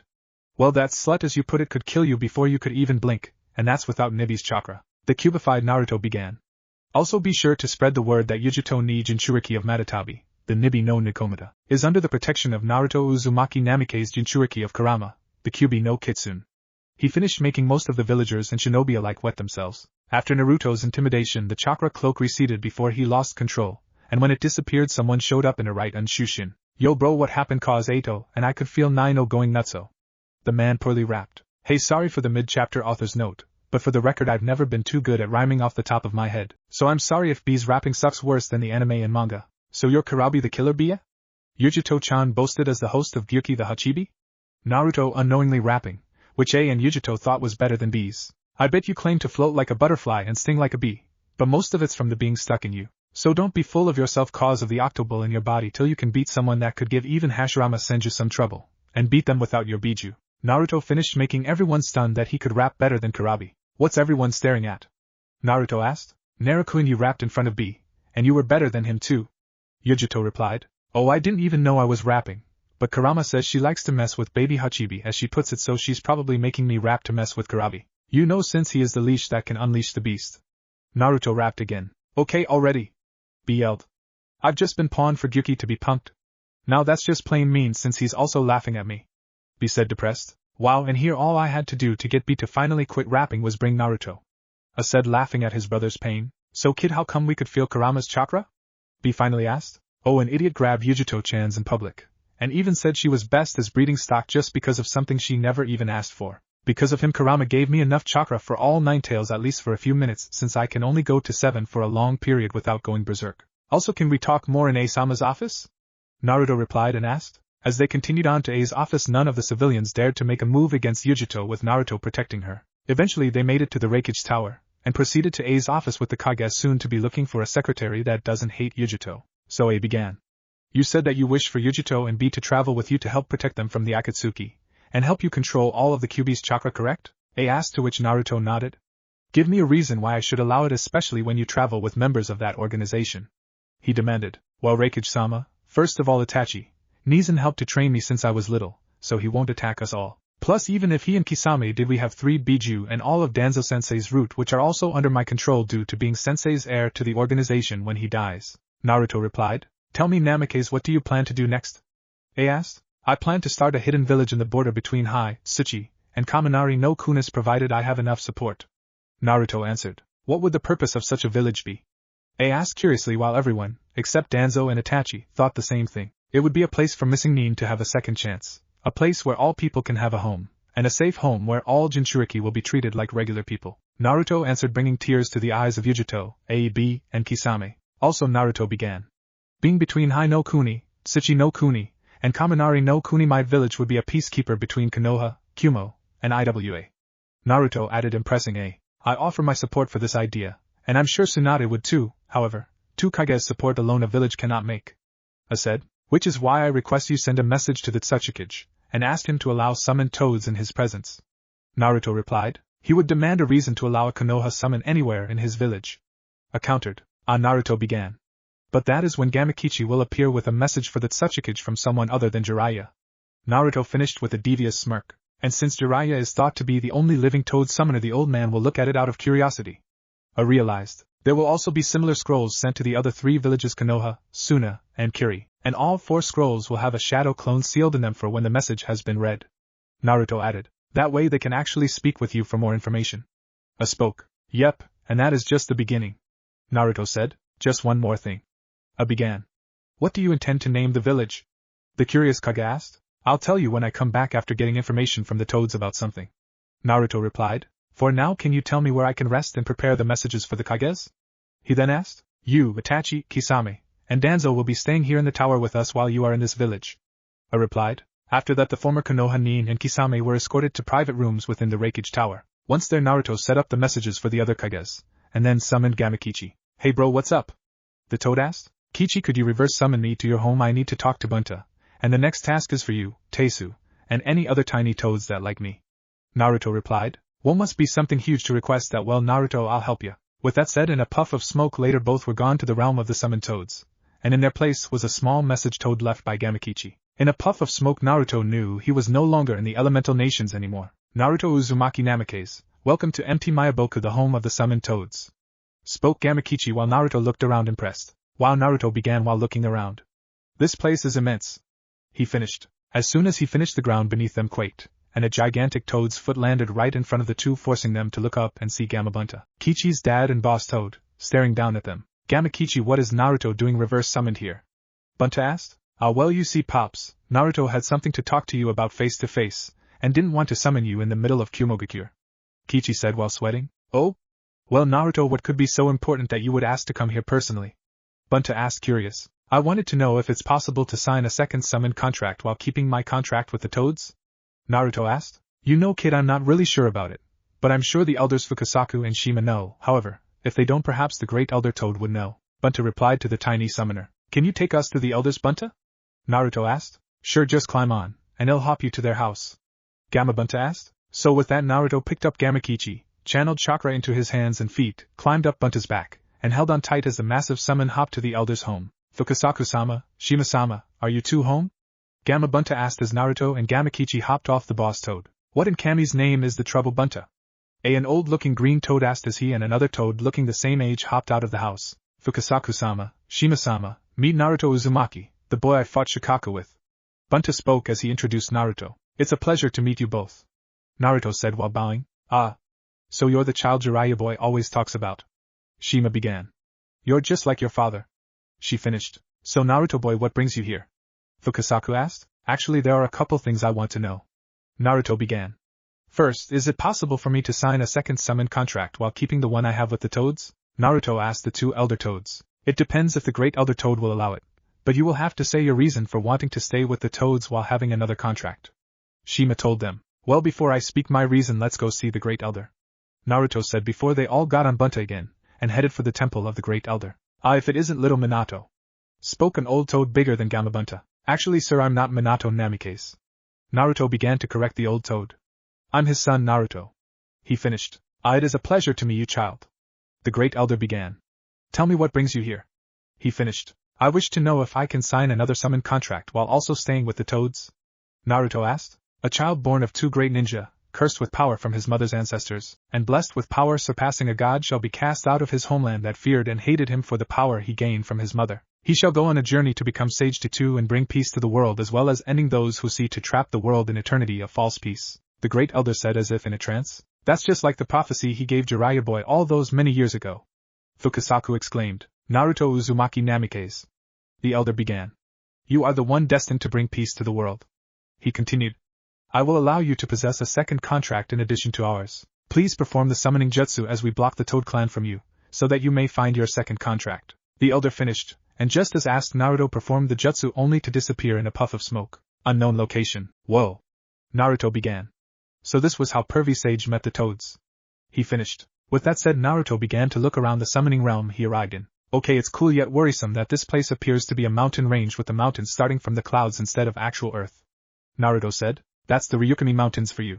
Spoke a voice behind Naruto, causing him to turn around. When he did, however, he saw a small yet strange-looking dragon with scales that shined like crystals in sunlight. Hi, my name's Naruto. He began. Could you tell me who you are, and explain this place? Naruto asked the little dragon that was around shin height. Sure, Naruto. The dragon spoke with excitement. My name's Ryuka, a crystal dragon, and daughter Artemis, the head crystal dragon clan and of the entire dragon summon clan. She began explaining. There are also some elemental dragon clans for all the main and sub-elements, and the elemental clans live in separate mountains. There is one mountain for each clan, with the crystal dragons having a home in the largest mountain in the center of the range. She continued, because your mother is the head of the clan as a whole. Naruto said, you bet, so what's a human doing here anyway? Ryuka asked. I wanted to see if I could sign your clan's summon contract. Naruto told her, well, it's a good thing we're on our way to my branch's mountain since mom decides based on intentions. Ryuka said, and Naruto realized she was right. With that said, they continued on in silence, especially when Ryuka perched herself on Naruto's right shoulder. Once they reached their destination, Naruto could only stare in awe at the mountain Ryuka's branch of the dragon clan lives in. It is a massive mountain, easily the tallest in the realm, that in the sun looked to be coated in pure crystal. Here we are. Ryuka began. Home sweet home. Follow me, and I'll take you to mom. She finished, and took flight into the mountain's cave with Naruto following close behind until they reached the heart of the crystal dragon den, which, at the time, housed only one dragon at least the size of Gamabunta. Hey mom, wake up, I brought a human to see you. Ryuka shouted, waking her mother. A human? Is he a blonde with sapphire blue eyes? She asked in a sleepy yet angelic voice. Yes, how'd you know? Ryuka asked, curious. In the era of the Rakuto Sennin, before the elders of the elemental dragon clans went extinct, creating a permanent seal should the Jubi ever be restored, they foretold a powerful child destined to save his world would venture to ours to gain allies from our clan. She explained. So, tell me boy, what is your name? Artemis asked. Naruto then bowed and said. Artemis-sama, my name is Naruto Uzumaki Namikaze. I was told by the great elder of the summoned toads that I would bring peace, and become a sage of two summons. I can tell your words are true, and your intentions are just, Naruto. Artemis began, and in a puff of smoke an open and blank summon scroll appeared. So I, Artemis of the Crystal Dragons, give you permission to sign our contract. She finished, and Naruto signed the scroll. After watching his father hop away with Naruto, Gamakichi decided to do the other favor Naruto had asked him. I know Naruto told me to ask Teisu and two others to help with this task, but I bet I can take these scrolls to 4 of the 5 Kage single-handed, Gamakichi said to himself, and with this in mind he proceeded to reverse summon himself first to the Hokage mansion in the Hidden Leaf village. Kanahigakure, Hokage's office. Tsunade Senju, the Godame Hokage of the Hidden Leaf, was having a very rough time on the job, and Shizen hid her sake, making the blonde Kage more stressed than when Naruto almost died helping her against Orochimaru and Kabuto. However, just when she thought she wouldn't get a break, her old teammate pops in through the window. Hey Haim, how are you? Jiraiya asked. Severely stressed and extremely frustrated from going through forced sake withdrawal. Tsunade answered with annoyed expression. How bad could the office work have increased? The Toad Sage asked. Well, it turns out that since Naruto was banished, all of our alliances and trade agreements between the Sand Village and Wind Country, Waterfall, Spring, Wave, Tea, and every other country and village he and his team helped have been terminated due to his treatment here. Tsunade began. Since we lost the alliances and trade agreements, the village economy is suffering mostly for the shinobi and the poor to middle-class civilians. For some reason, however, the civilian council and their families haven't felt any of the backlash from this crisis. She explained. Sounds like the civilian council is doing some dirty business in the shadows, but we don't have the manpower or the resources to investigate. Jiraiya spoke, already hearing about the leaf from his spy network. It's actually worse ever since Danzo left with his entire root division, and we can't mark them as missing nin because officially that group is disbanded and Danzo is retired from shinobi life. Tsunade said while trying to stave off an oncoming headache. Things have really gone downhill since you were banished, Naruto, and man, do we ever need you now. Jiraiya thought until he saw a puff of smoke on Tsunade's desk before it cleared, revealing Gamakichi. Gamakichi? The two Sannin asked. Yo! Spoke the little summoned toad. What are you doing here? Jiraiya asked, surprised. Mission for Naruto. Kichi replied, surprising the two again. Naruto sent you? Tsunade yelled, causing her assistant and her apprentice to come running into the office. Tsunade-sama, is everything alright? Shizen asked. We heard you yell that Naruto sent someone. Sakura Haruno added. As soon as they regained their composure, Jiraiya and Tsunade both pointed to Gamakichi. As Sakura and Shizen lowered their gazes to where the Sannin were pointing, they saw Gamakichi. Hey! He said to them, but he didn't expect one reaction. Eahewaha, it's a talking frog! Sakura screamed, making the two Sannin and Shizen sweat drop, and making Gamakichi mad. Hey, who the hell are you calling a frog? Kichi yelled in outrage. Just so you know, I'm a toad. He corrected her. I'll never understand why Naruto likes someone as loud and disrespectful as you. The little toad added, making Sakura's eyes widen. Wait, how do you know Naruto and me? Sakura asked. Simple, I know Naruto because he can summon the Toad Clan, and he's my best friend. Gamakichi began. I know of you and Sasuke Uchiha because Naruto accidentally summoned me in his fight with that Gaara guy. He explained to her. But how can Naruto summon? She asked, still confused. You should ask my perverted idiot of a teammate standing next to me, Sakura. Tsunade answered. Master Jiraiya? Sakura asked, still confused. Sakura, what is one thing that made the Sannin well known?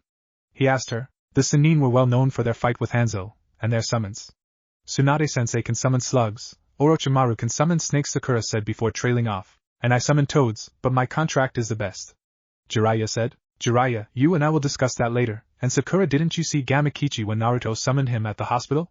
Tsunade asked her apprentice. No, I was trying to come up with ways to be a better teammate and friend to Naruto. Sakura answered. Can we please get back to me coming with a message from Naruto? Gamakichi asked, surprising Sakura and Shizen. Wait, if it's from Naruto, shouldn't the Rookie 11 hear it too? Sakura asked, wanting her friends to know. I don't mind since I'm the messenger. Kichi replied. Alright, Shizen, summon the rookies and their senseis. Tsunade ordered. Yes, Tsunade-sama. Shizen replied. Within a few minutes the rookies, their senseis, and Enko were all in the Hokage's office. Tsunade-sama, we came as fast as we could when we heard you have a message from Naruto. Kakashi spoke, surprising people he was on time. It was then Gamakichi summoned a scroll with Tsunade's title on it, but when she opened it all they saw was a single seal. Kind of looks like a storage seal. Shikamaru commented. Well, Heimat's for you, so maybe it will release for your chakra. Jiraiya said. Tsunade nodded, and focused chakra into the seal. Within a puff of smoke everyone saw Naruto. Let me guess, you're a Kage Bushin, aren't you? Kichi asked. You got it, Kichi, I'm just here to give Bachan my message, poof, and give the boss the info. The clone replied. And there are 3 more sealed clones for the Kazekage, Mizukage, and Sechikage, correct?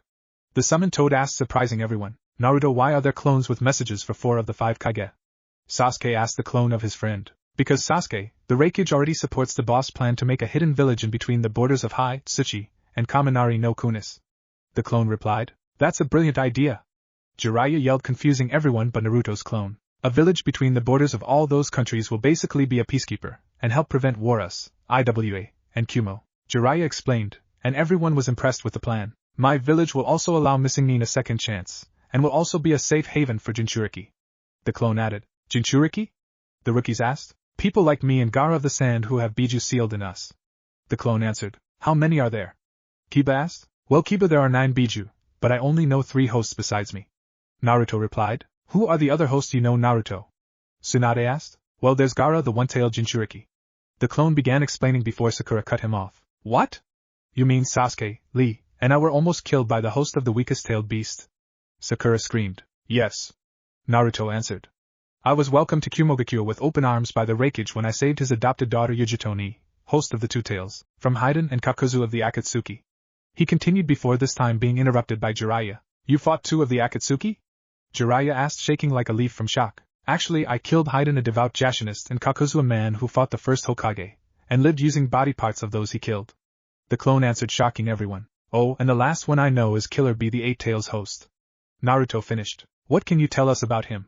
Shikamaru asked. B is the Reikage's younger brother. The clone answered before adding. Oh, and Sasuke, Itachi says hi. Can we now get back to the boss proposal of that hidden village? The clone asked. Yes, Naruto, and just like the Reikage, I too support the idea. Tsunade began. However, you will still need to have the support of the fire, earth, and lightning daimyos, she finished. Actually, Botch on the plan is the support of the 5 Kage, Koiki, the lands of tea, wave, waterfall, and at least 4 of the 5 elemental daimyo, so even if the fire daimyo rejects the idea, I'll still have a lot of support. Naruto explained. Knowing Naruto, I'll be going to spring, waterfall, tea, and wave. Kichi whined. Wrong, the boss planned on that himself. The clone told the toad. Naruto. Jiraiya called. Yeah? Since your banishment, the alliances and trade agreements we had because of you have ceased, and the families of the civilian council are the only ones who aren't suffering from it. Jiraiya told the clone. I'll talk to Danzo-sensei about having some root operatives look into it. The clone replied before dispelling himself. You have to admit he's thought this through pretty well. Jiraiya said, and everyone nodded in agreement. Well, I know one thing. Enko began gaining everyone's attention. When Foxy-kun makes his village, I'm definitely joining. She finished. Why, Enko, my dad speaks highly of you as a kunoichi and an interrogator. Ino asked. Simple kid. Enko replied. Just like Naruto, Sakura, and Shizen, I was the apprentice of a Sannin. She began explaining. I studied under Orochimaru when he was still a leaf shinobi, and before he turned traitor he gave me this. She trailed off before moving her trench coat a bit to reveal her curse mark. The curse seal of heaven. Sasuke said, surprised. This was the first of that bastard's seals, and has helped the village hate me almost as much as Naruto. Enko explained. Enko, is there another reason for you to want to go? Asuma Sarutobi asked with a knowing smirk. What no, I just want a fresh start, that's all. Enko said with a blush. Enko, just admit it that you love Naruto. Kurenai teased. Well, this is turning awkward, so I'll be heading to the sand now. Gamakichi said before leaving in a puff of smoke. Sunagekyo knows Sato, council chamber. We need a good plan, and an alliance. Spoke a member of the Sand Council. We need a new Kage. One member yelled. We should restore our alliance with Konoha. Another council member shouted. Baki, sensei to the Sand siblings, began to tune out the council members because they have been having this same argument ever since they revoked their alliance with Konoha, after the banishment of Naruto Uzumaki. At the moment he prayed for a miracle to aid the council, his wish was granted. In a puff of smoke, Gamakichi appeared before the Suna council. Yo! Kichi greeted. A summoned toad? Baki asked. What's a leaf summon doing here? I have a message for the Kazekage from Naruto Uzumaki. The toad announced, causing the council to whisper about the banished leaf Nin. I'm sorry, but at the moment our village has no Kage. Baki explained. Oh, then can I see Gaara and his team? Kichi asked. Yes. Baki answered before having a Sand Anbu appear. Bring Gaara and his siblings here, and tell them it's a message from Naruto Uzumaki. Baki ordered. Within a moment the Anbu returned with the Sand trio. Hello, Gaara. Gamakichi said, gaining the three's attention. You are one of the 2 toads with Naruto when he and I fought. Gaara said, acknowledging Gamakichi. Yep, and you're a lot more mellow since that fight. Kichi replied as he gave Gaara the scroll for the Kazekage, who upon opening sent chakra into the seal, summoning a Naruto clone. Hey Gaara. The clone greeted. Just to save a ton of time, Kichi began. This is just a shadow clone, he said, pointing to Naruto. He's here with a proposal from the real Naruto. Gamakichi finished, gaining everyone's attention and interest. Kichi's right, and the proposal is the founding of a hidden village in the middle of the borders of the lands of fire, earth, and lightning. The clone began. This village would be a peacekeeper between Konoha, Iwa, and Kumo, a second chance for missing Nin, and a safe haven for jinchuriki. The clone began explaining. Since Suna has no Kage at the moment, I need the council's support, which will hopefully grant me the next Kages and the support of the Wind Daimyo. But so far we have the support of the Reikage and Hokage. Naruto continued. After the Sand's answer, Kichi will take the same message to the Mizu and Tsuchi Kages, and later the original Naruto will personally go to the lands he helped as a leaf Nin, like wave, spring, waterfall, and tea. The clone said as he finished explaining. Wait, Naruto, with all that support your village could possibly become the 6th great ninja village. Especially if you get the support of the 5 elemental daimyos, Temari said. Well, I get a ton of shinobi and kunoichi out of missing Nin that want to stop running, and the civilians from villages on those borders that want to be safe from war and conflicts between the leaf, stone, and cloud. Naruto told Temari. Well, Uzumaki, that is a well thought out plan, and seems to cover all the necessary bases. Baki said, impressed with Naruto's plan. Thank you for the flattery, but I need the support of Suna's council, and their future Kazekage. Naruto replied. It was then Baki stood up and said, the Suna council, and our future Kazekage support the proposal of Naruto Uzumaki. Baki began before smirking. Isn't that right, Gaara? He added, surprising everyone. Why Gaara? One council member began. If anyone, it should go to Temari as the eldest and most intellectual. He finished. Because ever since Naruto defeated him, Gaara has wanted to show he's changed, and become something precious to others by becoming Kazekage. Kankuro said. It would also be a sign of trust since we're making a future alliance with the Nine-Tails Jinchuriki. Baki added, causing the council to agree. Then it's settled, once Gaara becomes a Jounin, he shall be the 5th Kazekage. Baki announced. Thank you, Naruto Uzumaki. Once again you have helped me. Gaara said with a smile. If anyone deserves the title of Kazekage, Gaara, you do. Naruto began. But before I go, I need to warn you of a looming threat. An organization called the Akatsuki is after the Biju. Naruto warned. Which means they'll come after Gaara. Kankuro said with clenched fists. Yes, the Akatsuki is a group of S-class missing nin that used to have 10 members. Orochimaru, who was a member who left after trying and failing to steal the body and eyes of Itachi Uchiha, who once trained me along with Danzo Shimura, convinced his partner Kisame Hashigaki to leave the Akatsuki with him and join me, while Kakuzu of Takigakure and Haiden of Yukigakure were killed by me when I rescued Yugito ni of Kumo, and the Two-Tails host. Naruto began. Now the remaining members are Zetsu, their spy, Deidara of IWA, Sasori of the Red Sand, Tobi who Itachi-sensei is suspicious of, Konan, the Angel of Aim, and Pain the self-proclaimed God of Peace. Naruto finished. If Sasori is an Akatsuki, then he'll be sent after Gaara. Kankuro exclaimed. Yes, but due to the losses they recently suffered they'll be set back. Temari said. Naruto Uzumaki, on behalf of Tsunegakure I thank you. Baki told him with a bow. You're welcome, and by the way it's Naruto Uzumaki Namikaze.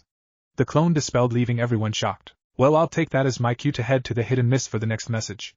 Gamakike said before leaving in a puff of smoke. It seems the son of the Leafs Yondaime will become the Shodaime of his own village.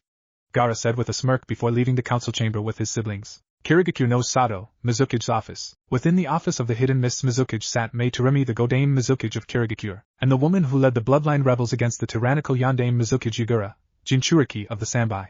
At the moment she pondered on what to do with Yugura, who was currently locked up in a cell made for jinchuriki, and how to get Kiri back on its feet. She was quickly taken from her thoughts by a puff of smoke on her desk which disappeared, revealing Gamakichi. Hi. Kichi greeted the female Kage as he raised a webbed hand. A summoned toad? She asked. What does Konoha want with my village? Mei asked with an annoyed tone. TCH shows what you know, lady. Gamakichi began. I'm not on an errand for the leaf or Jiraiya. The toad said. Then why are you here? She asked, only to be given the same scroll as Tsunade and Gaara, and when she released the seal she was greeted by the third Naruto clone. Are you the current Mizukige? He asked. Yes, I am Mei Terumi, the Godaime Mizukige. Now who are you? She answered, then asked. Naruto Uzumaki Namikaze, banished leaf nin, and Jinchuriki of the Kyubi no Kitsune, but technically I'm a shadow clone due to the original being on an errand, the clone replied. Impressive, but at the moment our village isn't too fond of Jinchuriki. Mei said. How come? Naruto asked, offended. Our Yondaime Yugura, who caused the bloodline purge and the civil war, is the three-tailed host. She answered. That's strange. Naruto said. How so? Mei asked. First tell me what Yugura like was before the purge and war. Naruto said. Well, Yugura was once a kind and peaceful man, who cared for his people. Mei answered, wondering where Naruto was going with this. The Sanbai is one of the peaceful Biju, and if Yugura was peaceful as well then that means someone was manipulating him. Naruto said. Think you could try and find out the truth? Mei asked. The real Naruto might, if you just listened to his proposal. The Naruto clone answered. What kind of proposal? Mei asked. I plan to start a hidden village between the borders of Hai no Kuni, Tsuchi no Kuni, and Kaminari no Kuni. Naruto began earning Mei's attention. This village would act as a peacekeeper between Konoha, IWA, and Kumo, and be a safe place for Jinchuriki to live as the humans we are, as well as a place for missing nin to get a second chance. He continued. Also I want to earn enough support for my village for it to become the 6th great ninja village. Naruto finished, surprising Mei. Doing that would require support from the daimyos. She said. The real Naruto planned to handle that as well as getting support from the lands of Wave, Spring, Waterfall, and Tea. The clone replied. And since I listened to your proposal you'll get the truth out of Yugura? Mei asked. Yes, and I will also warn you of the Akatsuki, a group of S-class missing nin that are after the Jinchuriki for the Biju. That includes the Sanbai and Rokubi belonging to Mist. Naruto warned. Will your original supply information on them? Mei asked. Yes. The clone answered. Then I support your idea, Naruto Uzumaki Namikaze, and will send a message to Water Daimyo about it. Mei announced, and kissed the clone before he dispelled. How I wish I could see the blush on Naruto's face from that. Kichi said before disappearing to the Reikage to ask a question. Kumogakure no Sato, Reikage's office. I was sitting at High 9's desk wanting to get rid of a headache. B was chillin' against the wall of his brother's office. But Yugito was freaking out from Naruto's mysterious disappearance. But they were snapped from their thoughts from Gamakichi appearing on his desk. Yo, he said, this isn't a good time. What does Jiraiya want? A asked annoyed. Actually, I'm running an errand for Naruto, Kichi said before being picked up by Yugito. Talk, you little toad, where is Naruto? She said as she began to squeeze him. He's working on getting a second summon contract while keeping the toads, and I want to talk with the Reikage. Kichi answered. After getting her answer, Yugito put Gamakichi on A's desk, and the little guy coughed a bit before turning to the Kage. Okay, I have been going to the other Kage with messages about Naruto's village idea, and I was wanting to know if he sent that Sachikage a message about allowing a leaf summon in his village? Gamakichi asked. The old man sent a reply saying only if it was truly important.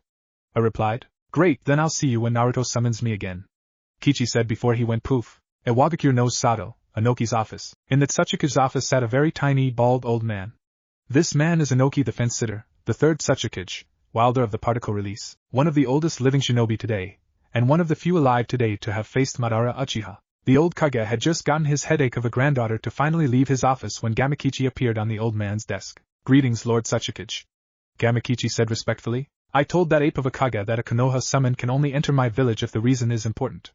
Inoki said. Kichi then took out the final message scroll for the Sachikage, and the old man placed chakra into the seal summoning the last Naruto clone. Who are you, and why do you resemble the Yondaime Hokage? Inoki asked, surprised and suspicious. I am a Kage Bushin of Naruto Uzumaki Namikaze. The clone began. And I come with a proposition for you, Lord Sachikage. He finished. Oh, and what would this proposition be?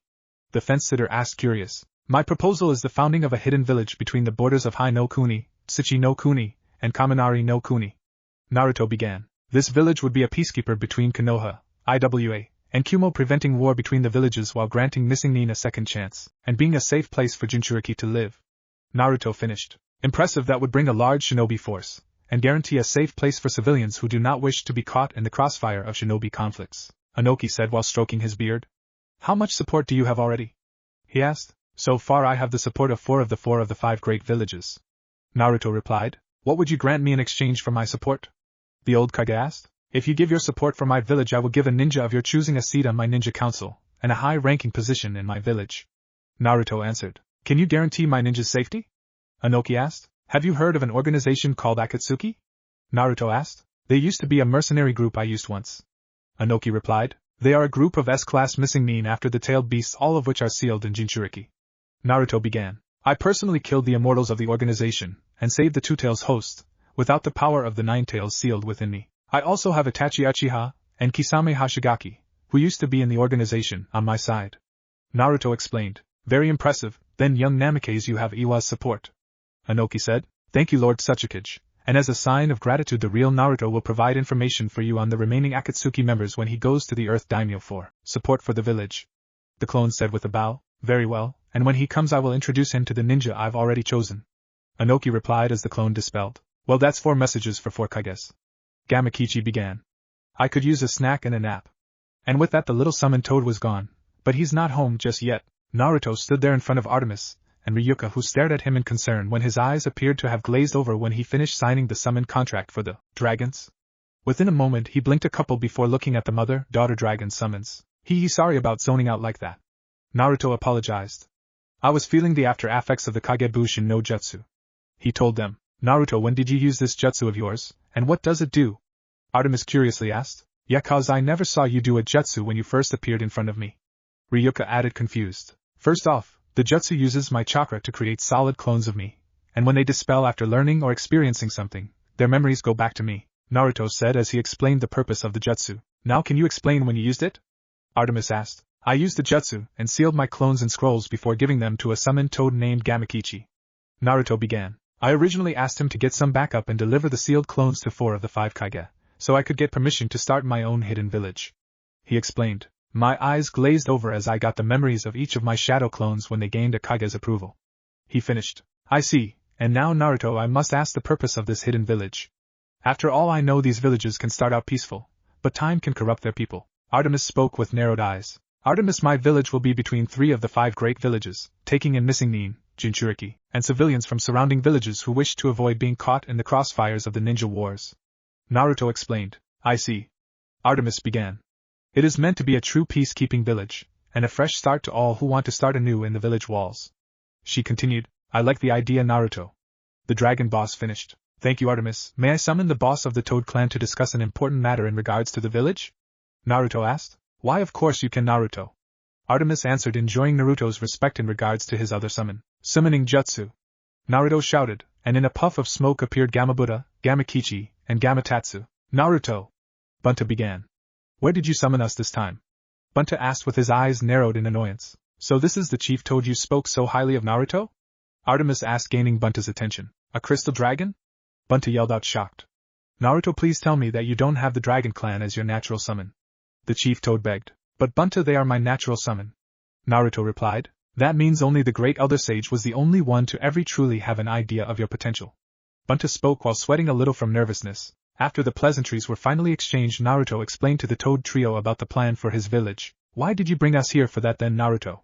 Gamabunta asked, completely annoyed. Because I wanted to name the village Ryubikure as a show of trust for the Dragon Clan, and its most elite shinobi group, the Gama Guardians, to strengthen my bond with the Toads since they are my very first summon. Naruto answered. A very sweet and touching idea, Naruto. I approve of it.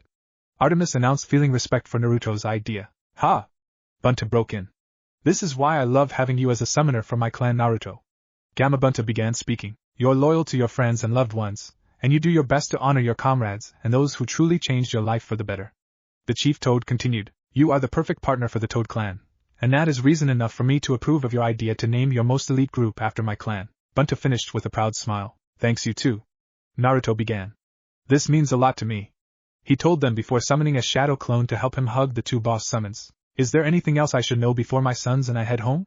Bunta asked. Well, I was going to ask Artemis if I could request one of her fastest clan members to help me travel across the elemental nations, so I could gain support from the leaders of Wave, Spring, Waterfall, Tea countries, and the 5 elemental daimyo.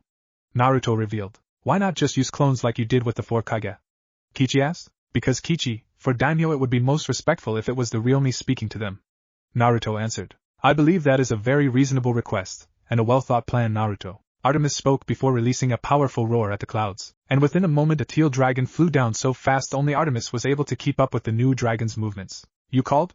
The new dragon arrival asked. Yes, I was hoping you could aid our very first summoner Naruto Uzumaki Namikaze in his errand to gain support from other humans for the construction of a village, Artemis told the new dragon. I figured since I eavesdropped from my cloud before dropping in.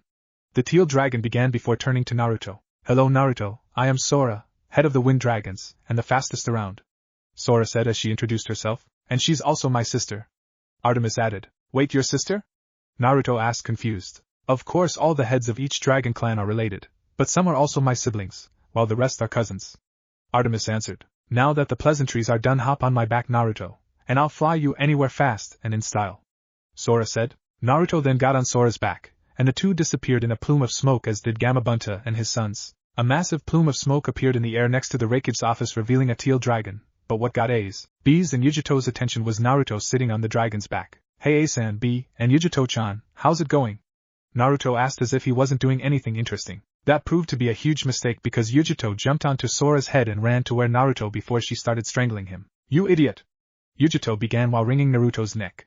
Do you have any idea how worried I was when you disappeared over a day ago without a word? She shouted while channeling Matatabi's chakra. While Yugito was choking Naruto, 2 octopus tentacles came from A's office, grabbed Naruto and Yugito, pulled them in the office, and tore Yugito off Naruto while keeping her restrained. Thanks B I owe you, Naruto began. I started to feel claws about to dig into my throat. He added, then you can repay us by telling us where you went, and why you showed up on a giant dragon. I told Naruto. First A-sen, can you call Danzo-sensei? Naruto asked. One of my shadow clones gave me info on the leaf I need him to look into. He told them. Fine, B, keep holding Yugito until she calms down. I told his brother. Mabui, have our A and B you bring Danzo Shimura here now. The Raikage requested. Within a moment Danzo and Mabui had entered the office. Raikage-sama, Danzo had already entered the building when you gave the order. Mabui told them with a bow. Before anything else was said or done, Danzo threw his cane, hitting Naruto between the eyes before pulling it back to his hand with chakra strings. Dammit, Danzo-sensei! Naruto screamed. Start explaining, Naruto. Danzo spoke with a hanging threat. Okay, no need to do anything we'll regret, Danzo-sensei. Naruto said before standing up. Okay, first off, I had Gamakichi deliver scrolls with sealed shadow clones to 4 of the 5 Kages so I could get support to make that hidden village while I went to see if I could have another summon contract alongside the Toads. Naruto began. While Kichi and my clones got permission from the other Kages for the village, I signed the summon contract for the dragons, which is the reason Sora's here, well, besides helping me get to all the other places I need to go to prepare the construction of my village. Naruto finished explaining. Your lucky root suspects you for occurrences like Sora-san, Danzo said before whacking Naruto upside the head with his cane. Ow! Naruto screamed. Danzo-sensei, please stop hitting my head or else I'll forget that favor I promised Tsunade I'd ask you, Naruto said while rubbing his head in pain from the hard hits by Danzo's cane. You want me to do something for Tsunade?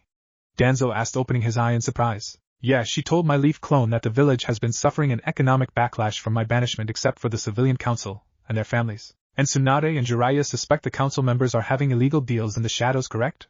Danzo asked, and Naruto nodded. Fu Torian, Sai, Danzo called, and the three Root A and BU appeared in the Raikage's office. Yes, Lord Danzo.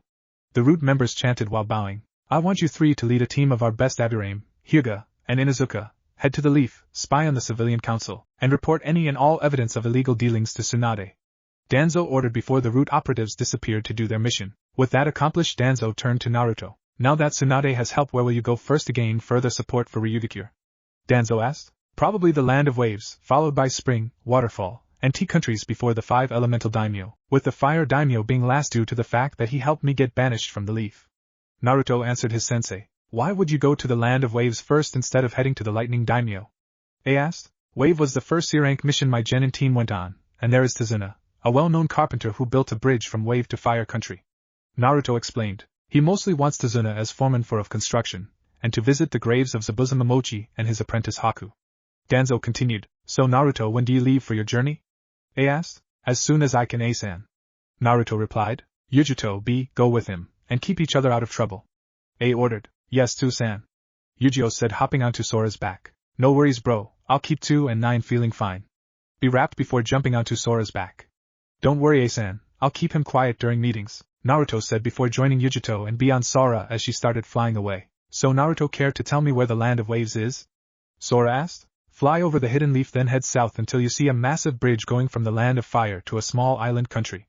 Naruto replied. So Naruto, since you sent clones to the other Kage, what happened in Suna, Konoha, Iwa, and Kiri?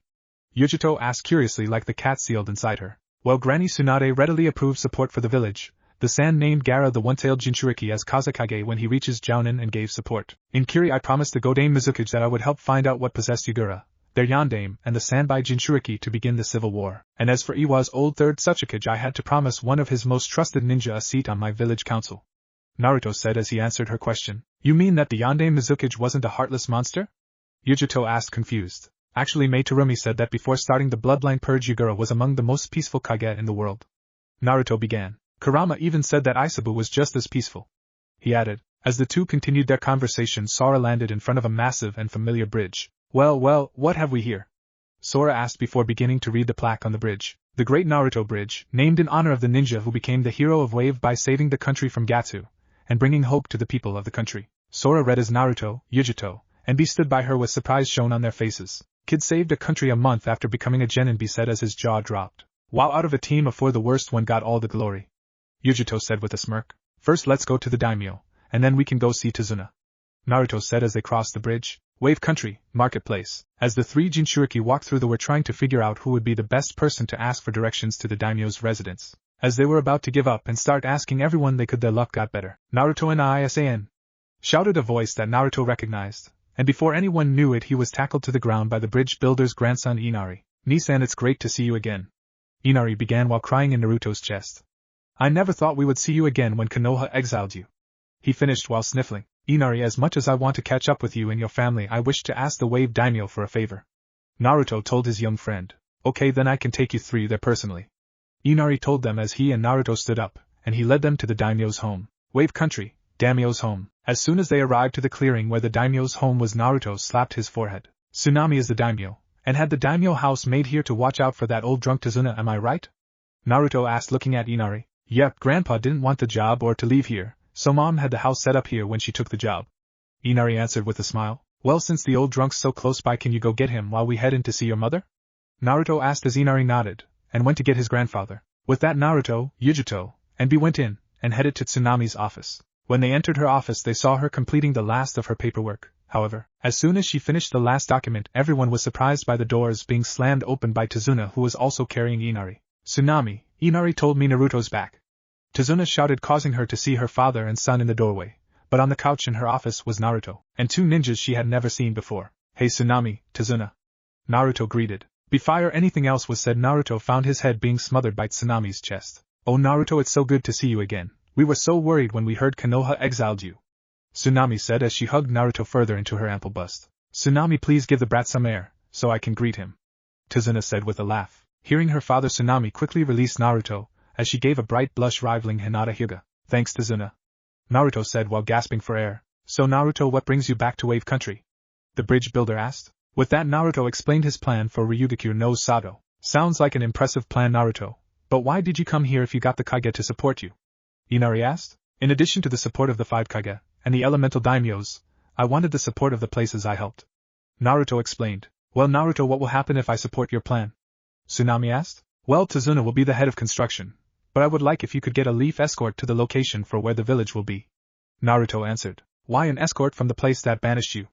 Inari asked, confused. With that, Naruto unsealed the scroll. Because this scroll contains the names of the ninja for Tazuna's escort, the details of an S-rank mission for Tsunade, and a request for Tenzo, an ANBU who can use wood-style ninjutsu which will increase construction progress. Naruto explained as he gave the scroll to Tsunami. Well, since you seem to have this well planned, Wave will support its hero, and aid in the construction of Ryugaku no Sato. Tsunami said as she took the scroll. Thank you Tsunami, and I'll be back to let you know when Tazuna should leave. Naruto said before exchanging goodbyes, and leaving with his teammates. Once they crossed the Great Naruto Bridge, they boarded Sora, and began to take flight for the next location, Takigakure no Sato, the village hidden in the waterfall. Takigakure no Sato. Sora began to land at the base of a mountain with a large waterfall, confusing Sora, Yugito, and B. I know what you're all thinking. Naruto began. But inside the mountain lies the hidden waterfall village, so due to secrecy the daimyo's office is in the village. He finished. With that the trio got off Sora, and Naruto guided them through the cave behind the falls and into the village. Once in the village, however, 2 waterfall jounin appeared. Halt, who are you, and what is your business here? The jounin demanded in sync. On Naruto, Uzumaki exiled Leaf Nin here to request a meeting with Lord Shibuki and the waterfall daimyo. Naruto stated as he introduced himself. Shibuki's office. Shibuki and the waterfall daimyo were in the Chunin's office awaiting their guests. As soon as Naruto stepped into the room, he was instantly swept into a huge hug courtesy of Shibuki himself. Naruto, my friend, it's so good to see you again. Shibuki said while squeezing Naruto really hard. It's good to see you too, Shibuki, but can you please let go before my ribs crack? Naruto asked as he returned the hug despite the pain. Oh sorry, my strength was enhanced a little after drinking the hero's water. Apologized the waterfall leader. Excuse me Naruto-san, but may we get to the reason of your visit? Asked the waterfall daimyo. While the daimyo was grateful to Naruto for saving the village from Suin, he did not like that because the village thought so highly of the boy they lost their alliance with the strongest of the 5 great villages just because the leaf decided to banish the boy. With that, Naruto explained everything about his plan for Ryugaku no Sato, and the support he has already gained. Impressive, your plan has the potential to be the 6th great ninja village. Shibuki began. I approved my support. He finished. The daimyo also nodded, giving his support. After all, such a village would be a great ally. By the way, can I ask how the Nanabai Jinchuriki is treated? Naruto asked. The demon bitch is treated as she should be. The daimyo answered with a scoff, which gave Naruto a perfect picture of how Taki treats a Jinchuriki. Shibuki himself, however, turned away in shame at the answer. So you treat her like the prisoner instead of the prison? Naruto said with narrowed eyes. Of course, it's the only way to treat a demon. The daimyo replied. Naruto, I try to enforce that she is treated better, but the daimyo ensures the opposite. Shibuki explained. I'm sure our hero agrees with me. The daimyo said with complete arrogance and ignorance. Once he spoke, though the room and village were filled with the killing intent of 3 Jinchuriki-tailed beast chakra cloaks. I would never agree with someone who treats a Jinchuriki like Konoha treated me and like Kumo treats Yugito. Naruto snarled with 7 chakra tails waving behind him. Naruto! Shibuki called out. Calm down and I will take you to Fu, but only if you take her with you when you head to your next destination, Shibuki said to the enraged Jinchuriki. Shibuki, what are you doing? The daimyo asked, shocked. Stopping our village from committing more crimes against an innocent young girl, as well as stopping you from running a promising alliance before it truly begins, Shibuki told his daimyo with a glare. Thank you, Shibuki, because we couldn't bear to leave a fellow Jinchuriki here where she's hated. Naruto said as he, Yugito, and B bowed to him. With that, Shibuki led the 3 Jinchuriki to the tree that houses the hero's water. Fu lives at the top of the tree, but you'll need me with you since my father and I were the only ones she trusts. Shibuki said to them with a sad tone. And with your father dead, you're the only bond she has in the entire village. Yugito said sadly, knowing of the few bonds she has in her own village. That's why when you mentioned a second chance for Jinchuriki I was overjoyed because she could finally have the bonds with others she deserves, Shibuki said with hope in his eyes. After that exchange he walked up the tree with the 3 Jinchuriki behind him. Once they reached the top they saw a small home made in an alcove of the tree. When Shibuki got close he was hugged by a small girl Naruto's age with mint green hair and orange eyes. Shibuki-sama, it's so good to see you. She shouted in excitement before her eyes narrowed seeing he wasn't alone. Who are they? She asked her friend with suspicion in her tone. Fu, this is Killer Bee, Yugito ni, and Naruto Uzumaki. Shibuki said introducing them. Oh, so what's the leaf boy doing here? Fu asked. Besides wanting the host of Chome to travel with Gyuki, Metatabi, and Kurama? Naruto asked with a smirk. What? Fu asked shocked by what he said. Fu, we know what you go through as a Jinchuriki. We've been there, and we want you to come with us before your village truly turns on you. Naruto said. How would they turn on me? Fu asked nervously. They could banish you for doing your job like Konoha did me, or sell you out to Akatsuki, an organization made of S-rank missing nin that are hunting the Biju, like Kumo did to Yugito behind the Raikage back. Naruto answered. Okay, I'll join you guys. Fu answered. We had better get you 4 out of here before the daimyo and the villagers try something. Shibuki said before taking them to the secret entrance by Suiton Shushin. Once they're outside of the secret entrance of the village, Shibuki and Fu were shocked from seeing Sora. I'm guessing you gained support from Waterfall, and a new companion? Sora asked. Yes, this is our fellow Jinchuriki Fu. Naruto said introducing the generation's only other female Jinchuriki. That's a dragon, an actual dragon? Shibuki asked shocked. Yeah, I have a summoning contract with the toads and dragons. Naruto explained. Hence the name for your planned Ryugikure? Shibuki asked with a smirk. So I'll be living in his village when it's made? Fu asked Shibuki. Yes, and with your fellow Jinchuriki before then. The waterfall leader answered. I believe it would be best to move to our next destination. Sora spoke. She's right, we have many people to see, and a lot more to do before Fu and I have a permanent home. Naruto said agreeing with the wind dragon. With that Shibuki bid them goodbye as they climbed atop Sora before taking flight again. They were taken by surprise, however, when Sora began to land on a small island. Sora, what's going on? Naruto asked curious. Naruto, are you sure our next destination has truly lost all snow, and has become Haru no Kuni in more than just name? Sora asked pleadingly. I was there, and the people there are geniuses. I bet they finished the generator Koiki's father made a while back, since it was the life stream of their late daimyo and their current daimyo's father. Naruto replied before Sora proceeded to take flight again. Spring Country, Daimyo's palace, garden. The citizens of Spring Country were surprised and a little shocked when a giant dragon landed in the garden of their daimyo. However, their caution turned to joy as they saw their hero Naruto Uzumaki as one of the people riding atop the dragon's back. Koiki Kazuhana, the daimyo of the land of spring, proceeded to the landed dragon as Naruto jumped off Sora's back followed by his 3 companions. Once on the ground, Naruto was swept into a hug, as his face met the kimono-covered chest of Koiki Kazuhana. Naruto, it's quite a pleasant surprise to see you again, especially after the Leaf's foolish decision. The female daimyo spoke as she started squeezing tighter and suffocating Naruto. Excuse me, Lady Daimyo, but I think you are suffocating Naruto. Fu spoke, gaining the actress' attention. Once she was distracted from hugging Naruto, she looked at him and saw that she was suffocating him in her, and immediately let go so he could breathe. Thanks for the save, Fu. Naruto began. Also Koiki, it is good to see you again. Naruto said to the daimyo, making her smile. So because I do not want to be rude, shall we head inside and discuss your visit over some tea? Koiki asked. B was about to say a rap, but was elbowed in the gut by Naruto and Yugito. We'd be delighted to have tea with you, Koiki.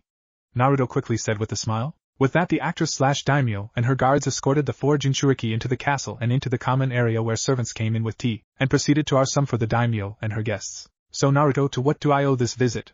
Koiki began.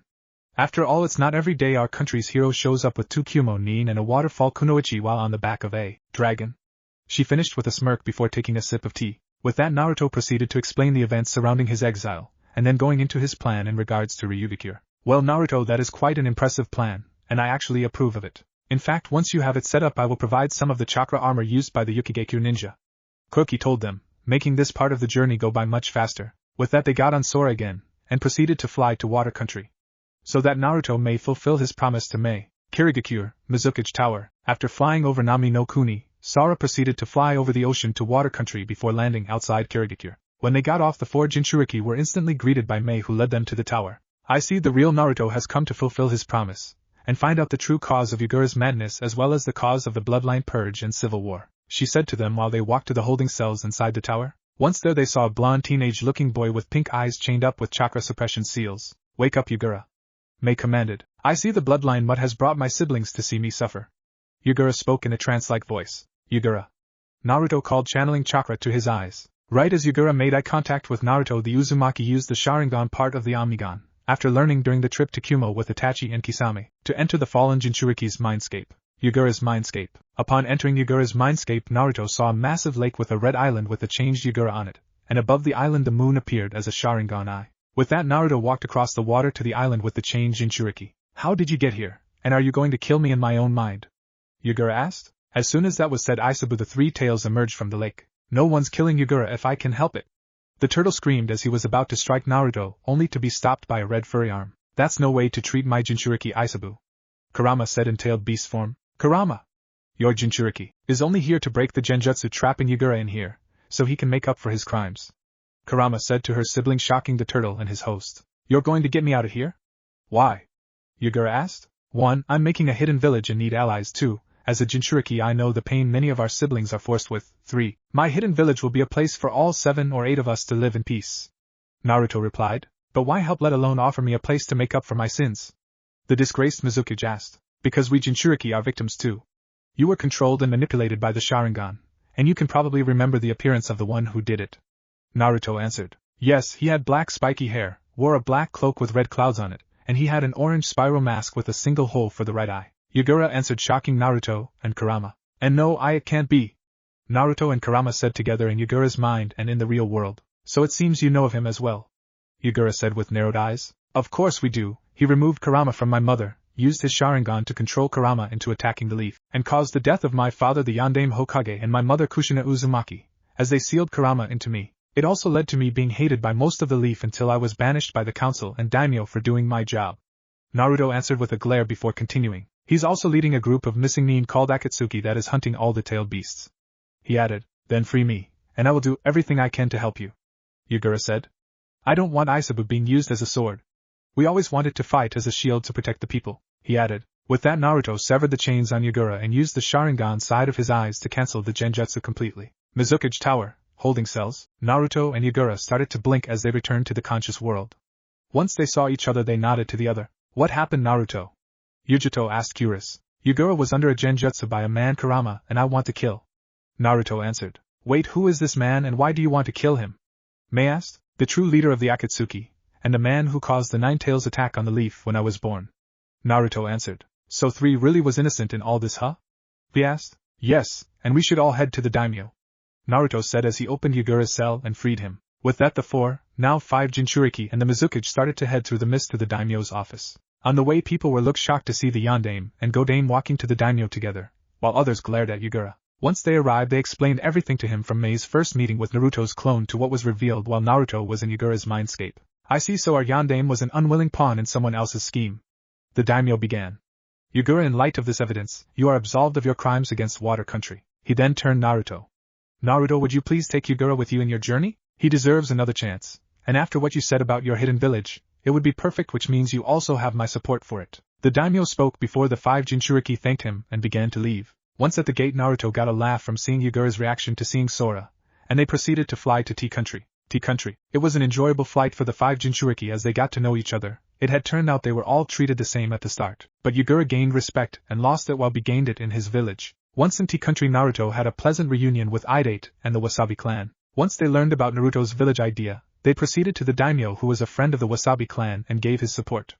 After that, they proceeded to Kaze no Kuni. Kaze no Kuni. The flight to Wind Country was a hot one as they flew under the scorching desert sun. However, the 5 Jinchuriki agreed that it would be best to ask Insuna where the daimyo was located. Sunagekyo no Sato. Once the 5 got off the dragon, they stopped at the village gate to discuss. Okay, while we're here, since there is still a lot of time, I think we should make sure that B is on his best behavior since we're going to the Kazekage Manor to ask directions. Naruto said. Why only me? B asked, upset. Because I doubt Fu, Yugito, and Yugura need to worry about annoying our fellow Jinchuriki to the point he kills them with a sand burial. Naruto told them before walking into the village. So Naruto, who are we going to ask? Who is the sand Jinchuriki? And why would he be in the Kazekage Manor? Fu asked. In order, we are going to ask Sabaka no Temari. Ignore her brother Kankuro, the one with the face paint. Sabaka no Gara is the Suna Jinchuriki. And for your last question, all 3 would be in the Kazekage mansion because they are the children of the 4th Kazekage. Naruto answered as they entered the building. Once they did, the Sand siblings entered the entryway to see their guests. Naruto, this is a surprise. Kankuro spoke first. Yeah, what brings you here, and who are your companions? Temari asked. You are all like Naruto and I. Gaara spoke. So Naruto, why did you bring 4 jinchuriki here? Temari asked annoyed. We wanted to ask if you know where the daimyo's home is, so we can ask them for their support in regards to the village I'm going to make. Naruto replied. Northeast in an oasis between the village and the high/Kaze border. Temari replied. With that they said their goodbyes, and the 5 jinchuriki proceeded back to Sora. Once she took flight again it was easy to find the oasis Temari spoke of, and even easier to get the daimyo to offer support after learning about Naruto and Yugura's circumstances. As a bonus the Wind Daimyo agreed to send all missions to Suna, allowing them to gain more funding, more mission experience, and increase the quality of their ninja. With that the 5 jinchuriki and the Wind Dragon began to fly back to Kaminari no Kuni. Kaminari no Kuni. On the flight to the daimyo Naruto was preparing himself mentally as the lightning daimyo would ask questions about the instigator of the Kiri civil war. He also wondered how to take on the earth and fire daimyos. However, he decided he would worry about them after speaking to the lightning daimyo. Kaminari no Kuni, daimyo's palace. Once Sora landed the 5 jinchuriki were instantly met with the daimyo's samurai guard, who upon recognizing the Raikage's brother led them to the daimyo himself. Killer B, to what do I owe this visit, especially when you bring the disgraced Yondaime Mizukage? The daimyo asked. Actually sir, it's me who wished to see you. A-san just wanted Yugito and be with me to make sure I don't run into any trouble. Naruto spoke confidently to the daimyo. Yes, I heard about you in a message from Raikage-san young Namikaze. He also mentioned the village you plan to create, and I will offer you my support. However, when your village is stable, you and I are to meet and share a drink, the daimyo told them. With that they thanked him and proceeded back to Sora, who unknown to everyone but Naruto, was flying to Kumo. Kumo the cure. Naruto, why are we flying over Kumo? Yugito asked. Because I feel it would be best if I spoke to the earth and fire daimyos by myself. Not to mention, unlike the lightning daimyo, they might get provoked at 5 jinchuriki, rather than just 1. Naruto explained. I understand, Naruto, and considering your father as well as the situation with the leaf, it would be best for you to go alone as a sign of trust. Yugura replied as he, and be jumped off Sora and headed to the village. Naruto then turned to Yugito. Be safe. She told him. I will, and tell Danzo-sensei not to hit me with his cane when I get back. He told her, making her smile as she jumped off Sora. With that Naruto began to fly to Earth Country. Tsuchi no Kuni, Daimyo's mansion. The trip there was a fast one for Naruto and Sora since they dropped off their companions at Kumo, and as soon as they landed he was greeted by samurai. Halt, state your business. One of the samurai ordered. My name is Naruto Uzumaki Namikaze, and I wish to speak with the Earth Daimyo. Naruto told them. With that Naruto was forcibly brought before the daimyo. The exiled son of Minato Namikaze. I heard about your meeting with Inoki, and actually planned on offering support on the condition that I see the village when it is completed. The daimyo spoke, making Naruto sigh in relief. Actually, on the topic of that, how about you also join the lightning daimyo and I for a drink, since he will also be there when it's finished? Naruto offered. I accept your offer, young Namikaze, and to warn you, the ninja Inoki will send to your village is his own granddaughter Kuratsuchi. The daimyo replied. Thank you for the heads up, my lord, and by your leave I will proceed to the fire daimyo. Naruto spoke. It seems the boy saved his original feudal lord last, because it would be awkward asking the man who aided in exiling him for support to create a village on his border, the daimyo thought as he watched the boy leave. Fire Country, Daimyo Palace. As Naruto and Sora landed, Naruto was not greeted by a group of samurai, but instead by the Rookie 11 and their senseis. Well, this is unexpected, Naruto said as he saw his teammates and friends. Let me guess, the real dope? Sasuke asked. Would you be dumb and insensitive enough to meet a daimyo with a shadow clone or a few jinchuriki traveling with you? Naruto asked his friend. Do we want to know about the other jinchuriki? Kiba asked. Nope, besides that they are in Kumo right now so that the daimyo can be relaxed while talking to me. Naruto replied as he started walking in past everyone. Once inside, he was an old man holding a fan with the kanji for fire on it. Young Naruto, I had heard of you from Asuma, as well as your banishment. The daimyo spoke. The banishment you assisted. Sasuke mumbled to the daimyo. So tell me, young Namikaze, why have you come? The daimyo asked. I assume my old friends from the Leaf are here because they told you about the village I'm planning to create on the borders of High, Tsuchi, and Kaminari no Kun, is correct? Naruto asked as the daimyo nodded. How much support have you currently gained? The daimyo asked. The 5 Kaiga through shadow clones, 4 of the elemental daimyos, Waterfall, Shibuki and the daimyo, Wave, and Snow countries. Naruto answered before turning to Sasuke and Sakura. Idate says hi, by the way. Well, Naruto, it seems that your exile has caused problems for the country and the Leaf. So the only way I will support you is if you ally with me and the Leaf to help us recover. The daimyo demanded. Very well, my lord, and I have already started to help as my sensei Danzo Shimura is investigating the Leaf's civilian council who are under suspicion of illegal deals. Naruto replied. With that, Naruto turned and started to leave. Naruto, why don't you stay a little so we can catch up? Ino asked. Okay, just let me tell Sora to go home until I summon her again to take me back to Kumo. With that, Naruto sent Sora home, and began to stay at the daimyo's home for the night while spending time and catching up with his friends and their senseis. Hi no Kuni, Fire Daimyo's palace. It was not long since Naruto sent Sora home for the night that he stopped while on the way in with his friends from the Leaf. Guys. Naruto began getting everyone's attention. I just remembered some things, he said, sweating a little. What is it, Naruto?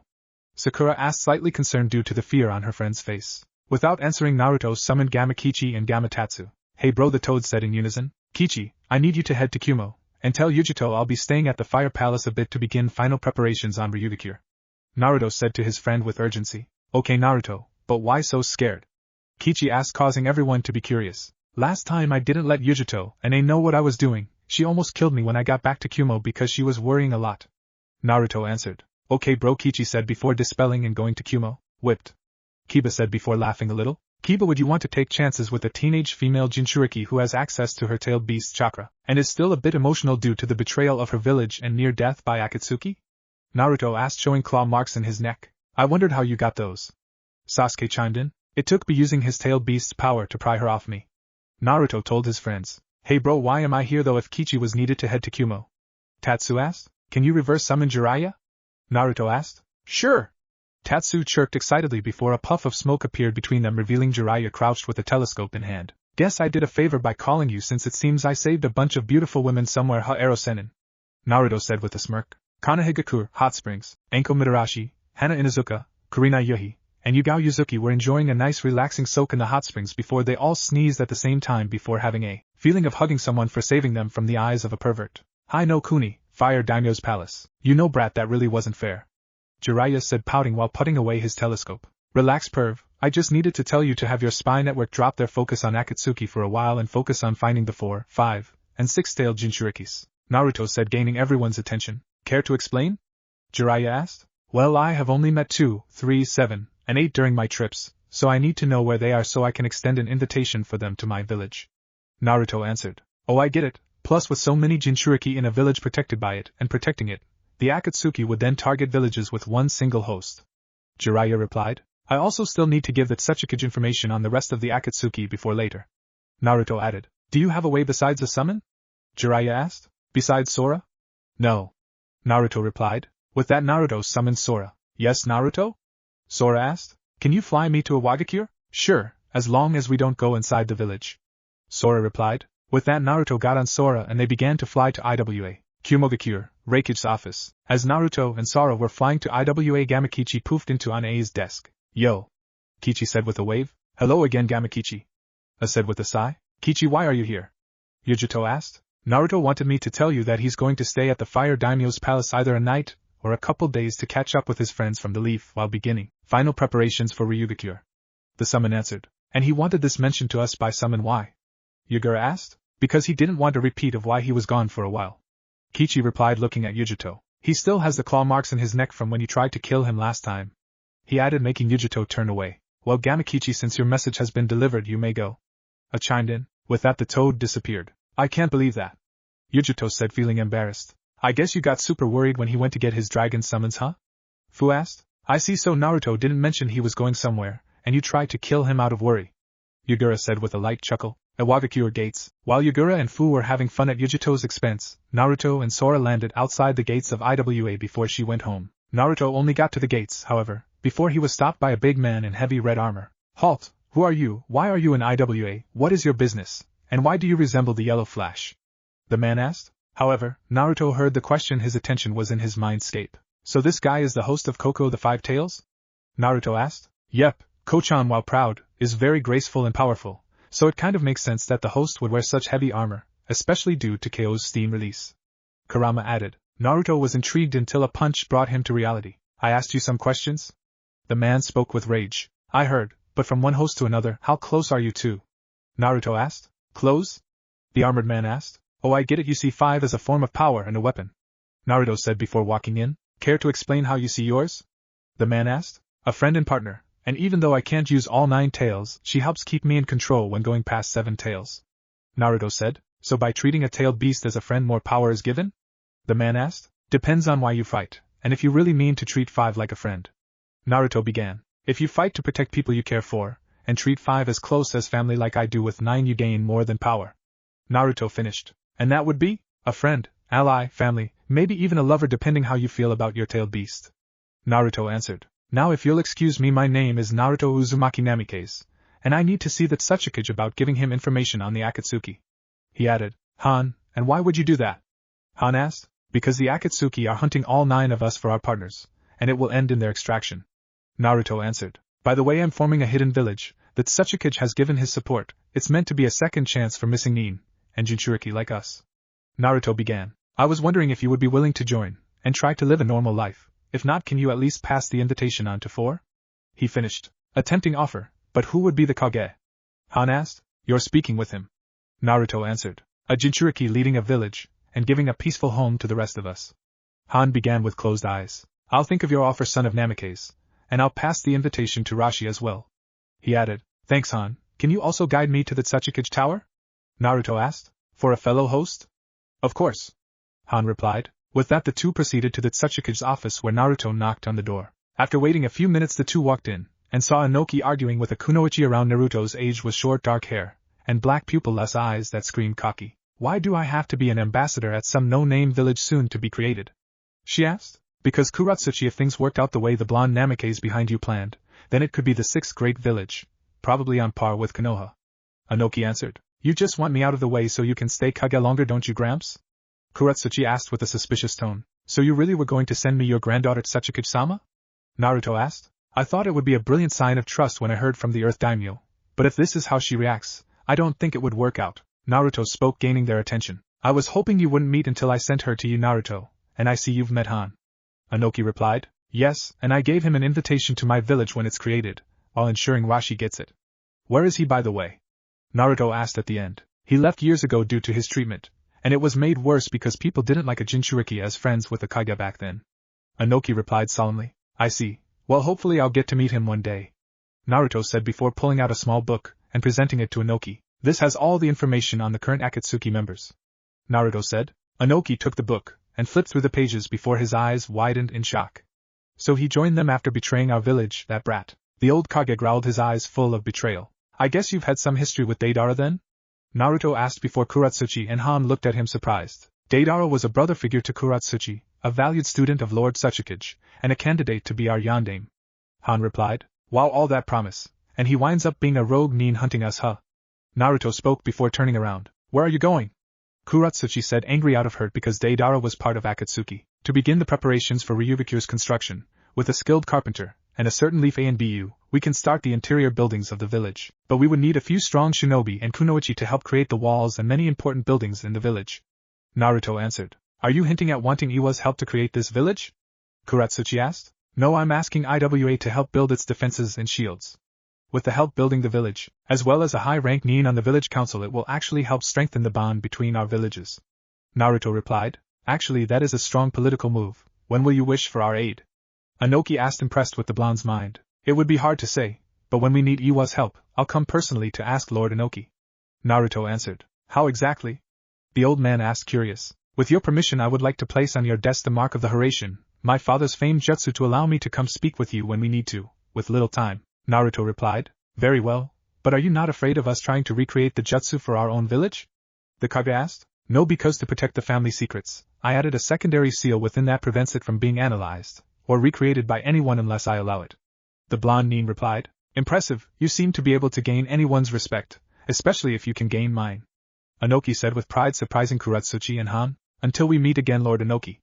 Naruto said before disappearing in a yellow flash. Hai no Kuni, Fire Daimyo's palace. The Leaf Nin were talking amongst themselves when they were taken out of their conversation by a yellow flash before seeing Naruto. Hey guys, I'm back.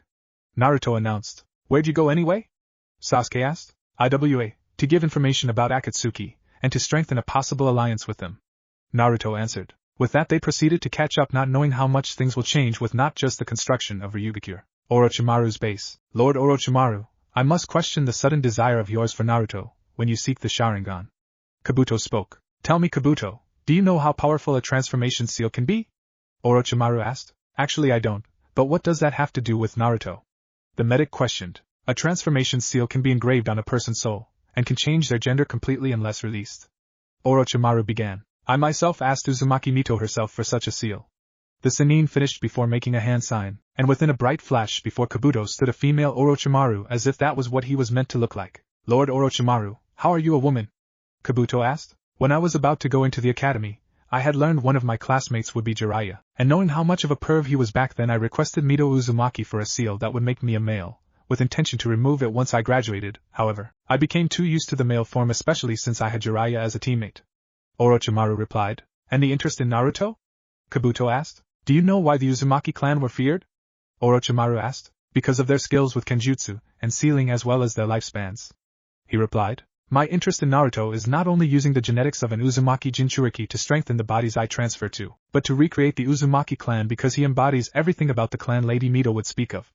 Orochimaru explained. So until now no one except Mito, Tsunade's grandmother, knew you were really a woman hiding from Jiraiya in plain sight? Kabuto asked. Did you really think my skills in stealth and personality were the only reasons I was able to form a contract with the snakes? She asked with a smirk before the two left to begin planning on how to gain Naruto and Sasuke. Amigakure, Pain's tower. Pain and Konan, two of the leaders of Akatsuki, were standing on their platforms as the holographic images of their colleagues appeared one by one before noticing four were missing. Zetsu, where are Itachi, Kisame, Haiden, and Kakuzu? The Rinnegan wielder asked. It seems that Itachi and Kisame betrayed us, and joined up with the Nine-Tails host. White Zetsu answered about half the missing men. However, this was after Kakuzu and Haiden were killed after they captured the Nibi. Black Zetsu included about the other two. Really, and who was it that killed the immortals? Asked a man with a long ponytail. Turns out it was the Nine-Tails. White Zetsu began. He had been holding back training from Danzo and Itachi, seems to have gained a bloodline combined from the Sharingan, Rinnegan, and Byakugan, and he is creating a village with the support of all 5 Kage. Black Zetsu finished. So a Jinchuriki is making a hidden village, huh? Can you explain more about that?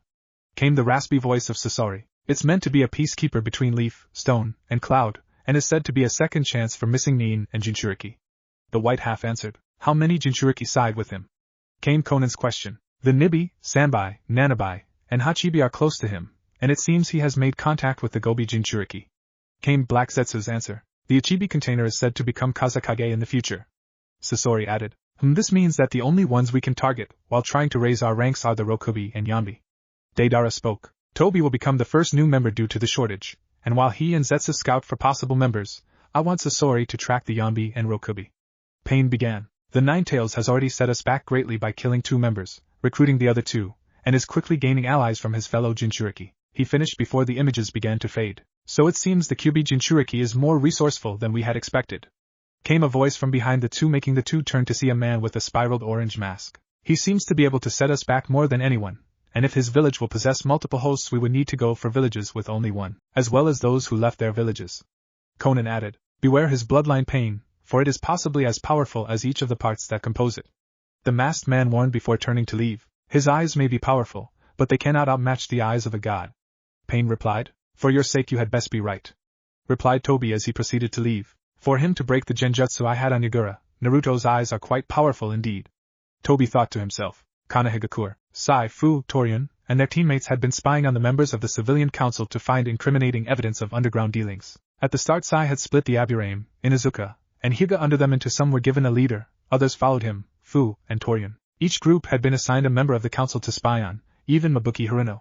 Currently they were in one of the old root bases. Report. Sai stated. It seems Tsunade and Jiraiya's assumption of the civilian council making under-the-table deals is true. Fu began. Many have been making deals with Otonin, bandits, and even giving them village secrets. Torian added. I've witnessed the same things, so all that remains is to report to Tsunade, and let her decide the fates of the counselors. Sai completed. With that the Tree Elite Root Nin gathered their reports to give to Tsunade tomorrow. Next day, Tsunade sat in her office doing the morning's paperwork Shizen had brought in, but had to keep it from blowing away as Sai shined in her office. Yes? Tsunade asked. Lady Tsunade, I am Sai, a member of Root. He introduced, shocking her. Root? Tsunade yelled, preparing to fight. Before she could do anything, however, Sai placed a large book on her desk. This information will prove that Root and Danzo-sama were aiding you today, Lady Tsunade, as on behalf of Naruto, I, 2 other high-ranking Root operatives, and many shinobi were sent here to research the civilian council to see if they were involved in illegal deals. Sai explained, surprising the blonde Kage. I see. Tsunade began as she started flipping through the book. Would you be willing to kill them in the shadows, or do you think there should be a public execution to show them what happens to traitors who betray their village and 3 Kages? She asked. As a Root, my opinion would be in the shadows. For this you would need Lord Danzo's counsel on this. Sai answered. Can you contact him? Tsunade asked. Sadly, Lord Danzo is preparing all Root not on missions for when Naruto orders the construction of Ryugakure. Sai began. If you wish to speak with Danzo, you must first contact Naruto. He finished placing a certain three-pronged kunai on her desk before leaving. Did he really learn his father's most famous jutsu? She thought to herself, surprised. Hai no Kuni, Fire Daimyo's palace. 3 days later, Naruto was preparing to leave the daimyo's palace when he saw his friends and Jiraiya waiting for him. Hey guys, what's up? Naruto asked. We wanted to know what you plan to do next before we don't see you for some time. Sasuke answered. I was going back to Wave to tell the daimyo that it's time to get an escort mission from the Leaf. Naruto replied, surprising them. Why? Sakura asked, stunned. For one, to give a way out to a bunch of shinobi, Tuchi, and I am, and to gain the help of a certain Anbu to help Tazuna build my village. He answered before walking out, and summoning Sora. Yes, Naruto? Sora asked. Can you fly me to Wave to begin the final preparations for Ryugakure's construction? Naruto asked as she nodded. With that he got on her, and they flew to Wave. Once there he got off, and wanted Tsunami's mansion as Sora dispelled. After arriving he saw Tazuna and Inari in the office with Tsunami. Naruto, this is a surprise visit. Tsunami began with a smile before she turned serious. Does that mean it's time? She asked. Yes, it's time to begin the construction of Ryugakure no Sato. He answered. Wave country, Tazuna's house, Tsunami, Inari, and Tazuna just stood there as Naruto announced that it was time to begin construction of Ryugakure no Sato. You sure, brat? Tazuna asked, sobering up instantly from any sake he drank before. Yeah, I've contacted most of the jinchuriki. All the major villages know about Akatsuki, and gotten the approval of the 5 Kage and the elemental daimyos, not to mention the Akatsuki have just been set back to give some breathing room. Naruto told the family of 3. I see, so how long do you think I should wait before going to the Leaf for those nin? Tazuna asked. Until the rest of the Rookie 12 and their senseis return so they can join you and that Anbu I mentioned. Naruto replied. What if we need to contact you again? Tazuna asked, to which Naruto provided a 3-pronged kunai, making the old man's eyes widen in shock. Wow, Brad, if the Leaf knew your heritage you would have been. Tazuna began before Naruto held a hand up stopping him. I prefer not to think of what ifs, Tazuna. Also, when you go to the Leaf, and you see a girl with Hyuga eyes and short dark blue hair among the rookies, be nice. Hinata's very shy due to emotional abuse caused by her clan due to her kind heart, and her desire to get rid of the curse seal half her clan uses to subjugate and abuse the other. Naruto said. A Hyuga with a kind and gentle heart, huh? Tazuna began. I'll bring Tsunami along as well so she can give the girl some support by a strong kind woman, the old man declared, making his daughter look at him with surprise. I was hoping you would. Naruto commented. So since we wait a couple days before leaving, we will arrive a little after those other rookies and their senseis, right? Inari asked. Yep, and I'm going to let them know about the plan in case they want to join the village, since it would be a prime way to sneak out of the Leaf. Naruto answered and added before disappearing in Hiraishin. Fire Daimyo's palace. Naruto reappeared with his friends, their sensei, and Jiraiya surrounding him. So why'd you disappear like that, Naruto? Ino asked. Oh, I just went to Wave to start phase 1 of Ryugakure's construction. Naruto answered. Tazuna? Kakashi asked. Yep, and I gave him a large list of nin to request, you guys, my fellow rookies, and an Umbu named Tenzo. Naruto added with a smirk. The rest of the Rookie 12 just looked confused while the Jounin and Jiraiya looked impressed with Naruto's planning. Good way to smuggle your friends out of the village, Naruto, especially since Tazuna would be a high-profile target. Jiraiya commented. Precisely, Perv. Naruto replied, making the senseis except Kakashi laugh. Of course, while they were having fun at Jiraiya's expense, Naruto looked shocked before disappearing in a Hiraishin. Konoha, Tsunade's office. Within a flash, Naruto found himself in Tsunade's office right across from said woman. Wow, so you really did master your father's famous jutsu? She exclaimed. I guess I gave you that kunai to call me about their findings on the civilian council? Naruto asked as Tsunade nodded. With that, Tsunade handed over the book with the findings from the root operatives, allowing Naruto to flip through it before he slammed it shut. Have Sai and the others arrest them in broad daylight, and have them punished for the severity of their crimes. The stealing money from the village would require them having all their assets seized as well as jail time. Those who gave up village secrets should get public execution and their crimes made public. Naruto said. I thought the same, but I needed another opinion. Do you think we can also get Danzo's input since they are his soldiers? Tsunade asked. As an answer, Naruto placed a scroll on Tsunade's desk, and once she opened it there was a seal resembling a summon seal. Before you ask, it's a seal that literally summons Danzo-sensei. I placed another seal on him that he can't find, so in order for him to reverse the summoning, he has to focus his chakra throughout his whole body. Naruto told her. Impressive, so I can just summon Danzo with this seal and get his input, huh? Tsunade asked as she tried it, and within a puff of smoke appeared Danzo Shimura himself. Before anything was said, Naruto was instantly on the ground cradling his head. Naruto, I told you no one was to know of that seal unless it was important. Danzo said with complete annoyance. Actually, Danzo, I needed your input on the punishments of the civilian counselors.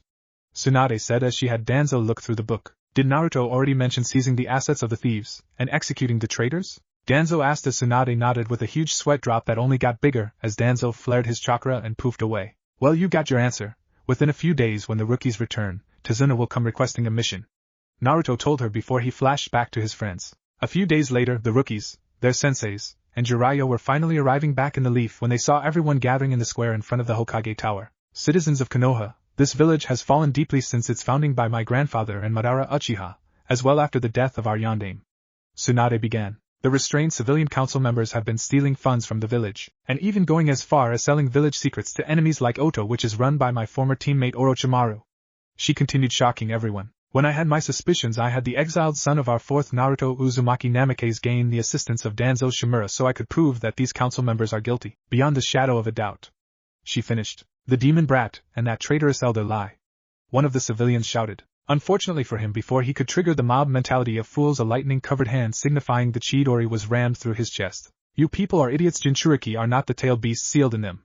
Sasuke shouted, shocking them all. Jinchuriki, like Naruto and Gaara of the Sand, were regular people with a burden forced on them by our own leaders. They never even had a choice.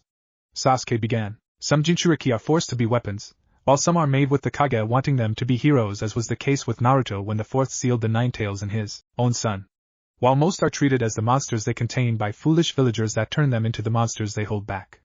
Neji continued. Even now Naruto is protecting you stupid idiots, not just from the Kyuubi, but also from yourselves, or in this case, your civilian counselors who are bleeding the village dry. Jiraiya finished. With the words of a Sannin, a prodigy Hyuga, and the last Uchiha in Konoha, the people were starting to actually think about Naruto and how he never acted like a tailed beast. Half the populace started feeling guilty. After the evidence was provided by Danzo's root, I had asked Naruto and Danzo for their opinions of a proper punishment for these traitors. Tsunade began looking at the restrained council. The ones that stole funds for the village, such as the hospital and the academy, are to have their assets seized to pay off the debt they owe for the money they stole, and the ones who sold village secrets to our enemies like Orochimaru will be executed. Tsunade finished. With that, a woman with short blonde hair walked up, revealing Mabuki Haruno, former Konoha Kunoichi and current civilian council member. Lady Tsunade, as a retired Kunoichi of Konoha, and a civilian counselor, I would like to personally execute my treasonous colleagues. She told her Kage. Granted, since you seemed much different when the truth about Naruto was revealed. Tsunade answered. With that, Mabuki took out some kunai with ninja wire tied around them, threw them in the air, and began a series of hand signs. Lightning style, storm slaughter jutsu. She shouted as lightning formed around the kunai as the wire started to glisten before they fell on the traitors, causing the lightning to intensify, electrocuting them. Once the jutsu ended, everyone could see the charred remains of the former council members that sold secrets to Orochimaru, while the ones who simply stole money were staring wide-eyed. With that, the punishment sentencing was completed, and everyone proceeded to leave. Unknown to the rookies, the daimyo of Wave and her family saw the whole thing and smiled, seeing justice for Naruto as they proceeded to the Hokage Tower. Uchiha compound. Sasuke Uchiha was resting in his family's home, thinking about the time he hung out with Naruto and the others at the daimyo's palace, wondering when they'll have a chance to possibly join Naruto. However, he was taken out of his thoughts by someone knocking on his door, only to discover an Anbu. Uchiha-san, the Hokage requests your presence for an important mission. The masked nin told him before putting a hand on Sasuke's shoulder and taking him there in a shushin. Hokage Tower, Tsunade's office. Once he arrived, Sasuke was shocked from seeing the rookies, their sensei, Jiraiya, even Hayashi Hyuga, as well as another Anbu. Everyone, this is a mission that could grant us an alliance with an up-and-coming village, as well as regain alliances we lost, along with possible peace with Kumo and IWA. Tsunade began. Bring in the client. She yelled. As soon as she did, Shizen came in with Tazuna and his family. Tazuna here was requested by Naruto to help construct Ryugakure. His daughter plans to go with to oversee progress as the daimyo of Nami no Kuni, and they have requested all of you as their entourage. Tsunade explained. Then what are the Anbu and Hayashi doing here? Sasuke asked. Well, with the route that we're helping Tsunade, I asked them to smuggle the entire branch house with all of you, along with a copy of the caged bird seals, so Naruto can free them and set up a Hyuga clan there under Neji and Hinata. Hayashi explained. I am here because due to Orochimaru's experiments before fleeing the village, I was the only survivor of many infants implanted with Hashirama Senju's cells. This means that I am needed for my wood style to help build the village's inner infrastructure. Explained the Anbu, gaining wide eyes from many. From this knowledge, everyone went to prepare for the mission that some would not return from. Tazuna, Tsunami, Inari, and their mass entourage of Leaf Nin, including the entire Hyuga branch family, were currently en route to the location for Ryugakure. So Tazuna, what was your first thought when Naruto asked you to create this village of his? Sasuke asked. I felt it would have been impossible to complete in my life had he not told us about Tenzo. Tazuna began. With an Umbu who can use wood-style ninjutsu, this would actually go a lot faster than originally planned. The old man finished. I hope you don't expect me to have limitless chakra. Tenzo replied. Just build as much as you can until you get to half your remaining chakra, and use the rest to provide just raw materials. Tazuna replied, the rest of the shinobi and kunoichi with us and on Naruto's end will be earning their keep by helping where you have to leave off, and there's also Naruto's shadow clones, he added. I see, plus if all we're doing is the inner infrastructure, we could finish with it in possibly days if what you say is accurate, a couple weeks at most. Tenzo replied, a village with a ton of ninja, built in a span of days, and backed by the 5 Kage and all the 5 main daimyo as well as smaller nations. Naruto really is making the 6th great village.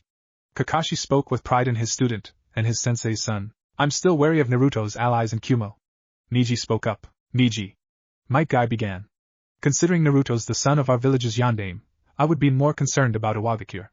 The taijutsu master commented. Yeah, the yondaime had to kill thousands of IWA nin during the last war, so there is a strong chance many people in IWA would be against allying with let alone supporting the creation of a village by his son. Asuma Sarutobi spoke up as his nephew Konohamaru walked alongside him. You would think that, wouldn't you? But from what Naruto himself said, Inoki was very willing, and planned to have his granddaughter on our village council as a show of good faith. A voice spoke up causing everyone to be on guard. Before anything could be said or done, 3 figures walked out of the forest. Yo Yagura the yondaime Mizukichi. Kakashi spoke up as he saw the only male of the group. I know what you're going to say, Hataki, but I was not myself when I started the bloodline purge that ignited my village's civil war. Yagura spoke up. It's true, he was trapped in a powerful genjutsu so strong it suppressed Aisabu too. Spoke the mint-haired girl in the group. Wait, Kakashi, wasn't this guy the one Zabuza tried and failed to assassinate before being forced to flee Kiri with Haku? Sasuke asked, gaining Yagura's attention with a glare. Yes, I am, boy, and fair warning, don't use those eyes of yours anywhere near us. Yagura replied. Wait, why are you glaring at Sasuke, and why are you here? Sakura asked. Because aside from Itachi, I've never met a decent Uchiha that never used his power to cause pain to innocents. Yagura replied before the blonde woman put a hand on his shoulder. Calm down, Yagura. You know Naruto wouldn't want your anger towards the Uchiha to cloud your judgment. Besides, the only one who should have a grudge against Itachi's brother is Naruto. Yugito told him. Why are a Kumo nin, and a waterfall nin with the Mizukichi that slaughtered clans? Niji asked, thinking of many scenarios, none of them good. First, Hyuga Niji, Naruto already warned me and be about you. Your hatred should be focused on the council, since they like to go behind the Raiku's back. Yugito spoke, pulling him from his thoughts. What do you mean, and how do you 3 know Naruto? Hinata asked. I'm Yugito the 2 Tails Jinchuriki, the green-haired girl is Fu, the 7 Tails host, and Yagura is the 3 Tails. Yugito introduced. You're the chick that tried to kill Naruto when you were worried about him. Kiba yelled, making Yugito blush and look away. By the way, what I meant was that it was the council that orchestrated the Hyuga kidnapping, just like they sold me out to the Akatsuki. Yugito added. And why is the yondaime Mizukichi so hostile to me? Sasuke asked. Because it was an Uchiha put me in a genjutsu that controlled me into causing the civil war. Yagura replied. Lies, there is no way an Uchiha could do that. Sasuke protested before being bashed over the head by Yagura. That was for calling Naruto a liar, since he verified it was a Sharingan genjutsu, plus the power and control proved that even if it was a transplanted eye, it was used by an Uchiha in an orange mask. Yagura scolded the young Uchiha. You mean there is an Uchiha alive besides Sasuke and Itachi? Tenten asked. Yes, according to Itachi, who provided information on all the members of Akatsuki, the man claims to be Madara even though we know he's not. Fu replied. So there's another Uchiha in the Akatsuki? Sasuke asked, shocked. Yes, and when we meet him, Naruto will be the one to kill him. Yagura answered, shocking them. Why? Kurenai asked. Revenge. The 3 Jinchuriki spoke in unison, stunning everyone, even the civilians. You're lying, Naruto would never go for revenge, let alone against an Uchiha.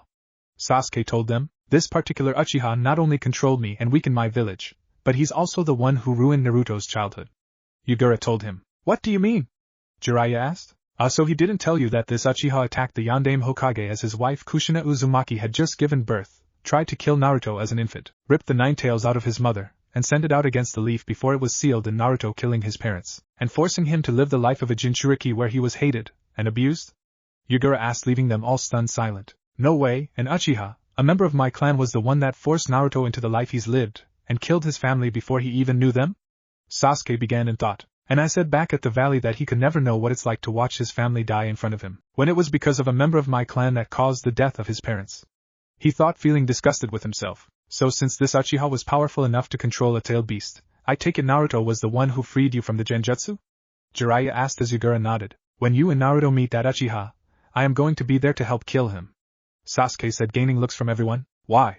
Fu asked. This Uchiha is demented and has caused innocents to suffer. One of my goals in life is to bring honor back to the Uchiha name, but so long as this man lives, there will be nothing but dishonor. Sasuke began. Plus, during Naruto's attempt to bring me back to the leaf, he promised if I came back, he and Sakura would help me get my revenge. Now, I want to help him get his for the leaf, mist, and his family. He finished. Hearing Sasuke's words made Yugura and the others smile at the young Uchiha. Kakashi, Sakura, and the other Jounin were glad that Sasuke was wanting to help Naruto and the Jinchuriki avenge all the innocents the mysterious Uchiha has hurt, while the other genin, civilians, and the Konohamaru squad looked at Sasuke with respect. For now everyone get together, Yugito, Fu, and I were sent here to bring you straight to the site for Ryugakure's construction. Yugura told them as they got together while Yugura used a large sword on Mizu Shushin, side of Ryugakure. When the Shushin ended the leaf and wave, citizens saw at least 5 Miss Nin, at least a dozen IWA and Cumin in, and a ton of Root Nin along with Danzo. Hey guys, glad you could make it. A voice said, causing them to turn and see Naruto walking to them with a raven-haired IWA Kunoichi, a massive man in red armor, and a red-haired old man. Naruto, what are you doing with Han of the steam style, and Rashi of the lava? Kakashi asked. Relax Kakashi-sensei, 4 and 5 are going to be Ryugakure citizens, though Rashi's going to be an advisor and mentor to all the Jinchuriki, as well as our ambassador. Naruto replied. Why him though? Asuma asked curious. Naruto seems to think I'm filled with wisdom, experience, and patience due to my long life, and having been a Jinchuriki for over 40 years. Rashi replied. Technically you're the oldest living one of us, since usually we die young either from extraction of our partners, dying in battle or missions, or from releasing our tailed beasts due to breaking from the abuse of our villages. Naruto chimed in as Yugito, Yugura, Han, Utakata, Fu, and B nodded in agreement with him. And who's the girl you're with? Ino asked curious and wanting some gossip. The name's Kuratsuchi, granddaughter of the 3rd Sachikage, and soon to be council member of Ryugakure, and a liaison between Ryu and IWA. Kuratsuchi said, introducing herself. It was during this that Tenzo walked to Danzo. Where is the rest of Root? He asked, spreading the word to all the nearby border villages about the village, along with Itachi. Danzo replied. And what is the reason for that?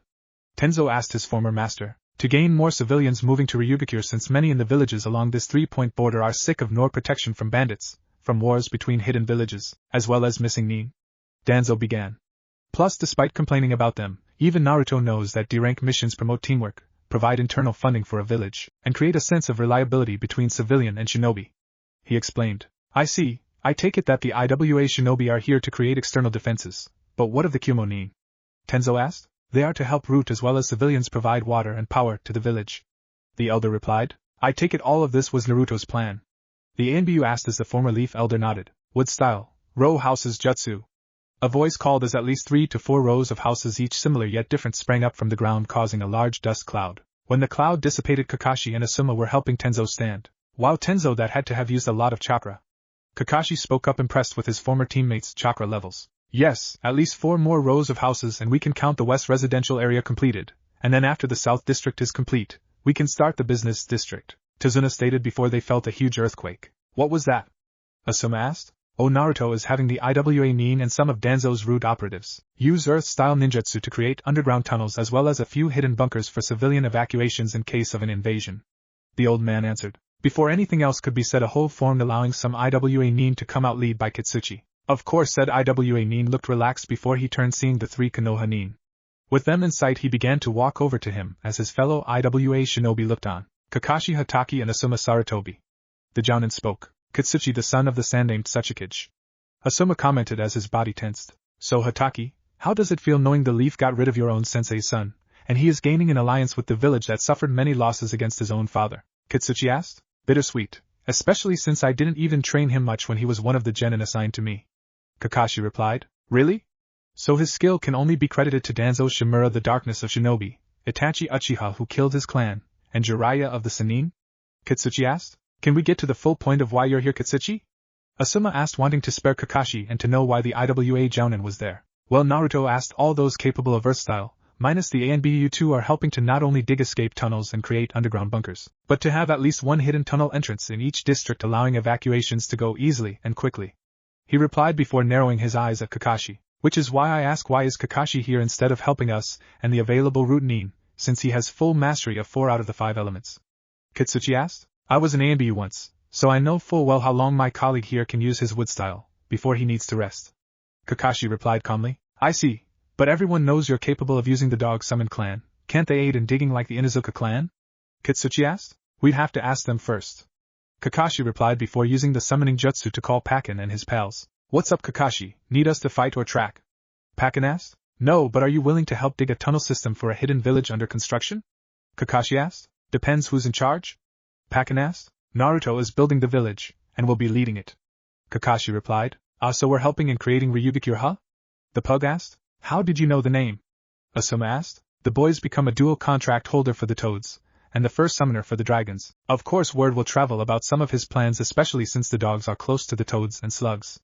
Pakken replied. Well Pakken, if you and your friends are helping, I'll take you to Naruto to find out where you can help since we've just finished the residential tunnels. Kitsuchi spoke, gaining the attention of all the summon hounds. An IWA Nin? One of the others asked. Don't be too surprised, Naruto's got the support of all the great hidden villages. There are even a couple Miss Nin here besides the Jinchuriki, plus a bunch of Kumo Nin. The son of the Tsuchikage replied. Maybe this village plan of his might be the best for the entire continent. Pakken said as he and his friends walked with Kitsuchi, with Naruto near the center of the village. Naruto was coordinating shadow clones, helping with the construction of the south and west residential districts, as the carpenters Tazuna brought with him from Wave, alone with more IWA Nin constructed wood and stone homes. Naruto! A voice called from a distance as he saw Kitsuchi with Kakashi's summoned dogs. Pakken! Naruto shouted as he picked up and hugged the summoned pug. Good to see you too, kid. Kakashi called us to back up Kitsuchi and the other Nin working on the tunnels. Pakken said as he patted Naruto with one of his paws. Oh really? Well, Kitsuchi has a diagram of the places where tunnels have yet to be dug, so he can easily guide you to the future locations of the business and market districts, so you may begin and give a head start for the rest of the groups. Naruto told them. That sounds like a decent idea, Naruto. Kitsuchi said. Wait, Kitsuchi, spread the word to all shinobi, kunoichi, and carpenters that after the final tunnels are done we will stop for today, allowing all the ninjas to rest and recover chakra. Naruto told the big-nosed IWA Nin. Alright, especially since that wood style user looks really fatigued. Kitsuchi replied. With that the stone Nin went with the summon hounds to continue the work. As they left, one of the carpenters came over. You sure it's a smart move to stop when the tunnels and bunkers are made? The man asked. Yeah, we've all pitched in and done a ton of work that would take regular people days if not a couple weeks. All we need to do is finish the districts, set up a protective wall, and set up the irrigation and plumbing. Naruto replied. Are you sure Itachi, Kisame, and those root Nin can appeal to the civilian villages around?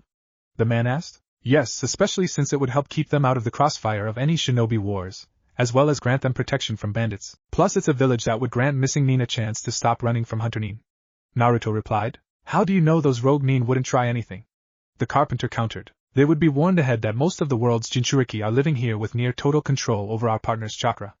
Naruto began. Only the most idiotic and suicidal missing Nin would try and act up. He commented. Plus they will know ahead of time that to gain citizenship they will have to be on probation, with the seal granting them at least genin level chakra and reducing control to an academy student for a few months. If they try anything, the seal will have allow me to kill them if they go out of line during that time. He finished. I see, at least it would further raise the ninja ranks besides the root, the jinchuriki, and the leaf Nin moving here. The man replied. Plus the elemental daimyos prepared a map adding the entire area around Ryugikure, so our borders take up a decent amount of land, at least twice the size the lands of waterfall, grass, rain and sound. Naruto replied. Which means to cross all three borders quickly after this, all leaf, stone, and cloud Nin would first have to come to Ryugikure in order to get through legally. The man began. Or else those villages would be in trouble and cause a diplomatic and international incident. Naruto finished for him. With that the carpenter and Naruto walked away from one another. As Naruto was walking, though, no one noticed red chakra leaking out of him and forming into a silhouette hidden behind some of the completed. Once Naruto decided to loosen my seal a bit, he actually allowed me to slip out enough chakra to come out for a while. The figure began their thoughts. Now I just need to have a talk with Anko, Yugito, and that blonde friend of hers. They finished as they stepped into the light, revealing Kurama, the nine-tailed fox's human form. Slowly, one by one, she managed to guide all three women to one hidden spot in the growing village. Hey, what are you two doing here? Shouldn't you be helping work on the village houses? Anko asked. Well, we've done pretty much all the clan homes that will probably be expanded on in the future. Yugito replied. Same with my residential area. Afterwards, while walking, I felt something guiding me to here. Samui replied. Same here. Anko and Yugito commented. Kid, in that feeling, I know what it was Kurama's chakra. Matatabi chimed in. Really, and who is Kurama? Yugito asked. My nine-tailed big sis seal, the Naruto. Apparently his seal is loose enough for her to be in one area while he's in another. The fire cat replied. Really, so where is she? The Jinchuriki asked her partner. Right above us. Matatabi replied. I was wondering when you would learn I was here, Yugito. It's nice to finally meet you and Anko, but can I get the name of your blonde friend? Kurama asked. Name Samui. Now who are you and how do you know Yugito and Anko? She asked. Oh my dear stoic blonde, I know a lot of things from what Naruto has seen and heard since the day he was born. Kurama replied, her red-slitted eyes and fanged smirk setting off alarms in Anko's mind. Ninetales, how did you get out of Naruto? The snake mistress shouted before a tail wrapped around her mouth. Will you relax? My name is Kurama. Naruto personally loosed his seal enough to where I could come out in human form while keeping most of my chakra in him to keep him alive, she explained before glaring at Anko. Also a little FYI, I was in your village since its founding after that fight between Hashirama and Madara when I was sealed in Mito, Uzumaki, and after Mito I was sealed in Kushina Uzumaki. The tailed beast added, making Anko's eyes widen. Yes, Anko, I know you and Kurina. He looked up to Kushina. She perished when a masked man claiming to be Madara Uchiha ripped me from Kushina after baiting Minato away with Naruto, and using that damned Sharingan to control me, Kurama said as she released Anko. So it really was an Uchiha that attacked the village? Anko asked, remembering Yugura's words. Best part is he also caused the war in Mist, which solidified Naruto's desire to end him since he's part of Akatsuki. Kurama replied. So why did you bait us here, Kurama? Yugito asked. Simple, you know how each tailed beast has a unique ability we pass to our hosts? She asked as they nodded. My ability is to sense and read emotions from those around me. At first I could only do it with negative emotions, but Naruto helped me evolve that ability.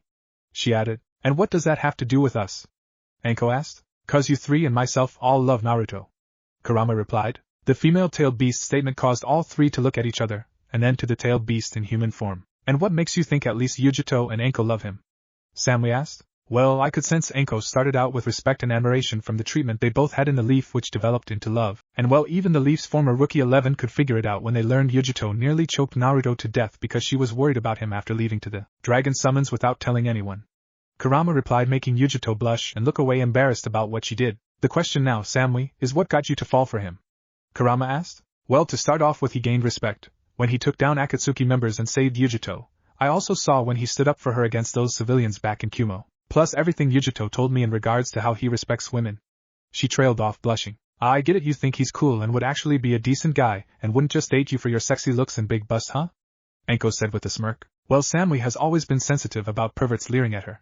Yugito said, remembering that most of the men in Kumo are pervs that think with the wrong head. Oh, trust me, once she really gets to know him, she'll love him for a lot more reasons.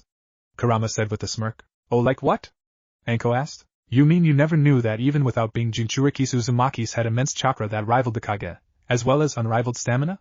Kurama asked. At that the three turned a shade of red, rivaling Hinata when they realized what she was referring to. At least you're seeing a bonus to being with Naruto, Kurama said with a smirk. Wait, that's a bonus?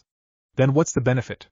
Samui asked. Try a gentleman who would treat you like a goddess, someone who would listen to everything, and try to help with every problem. Basically, you get together with Naruto, and you get a man that will want you and only you. The only condition is we share him.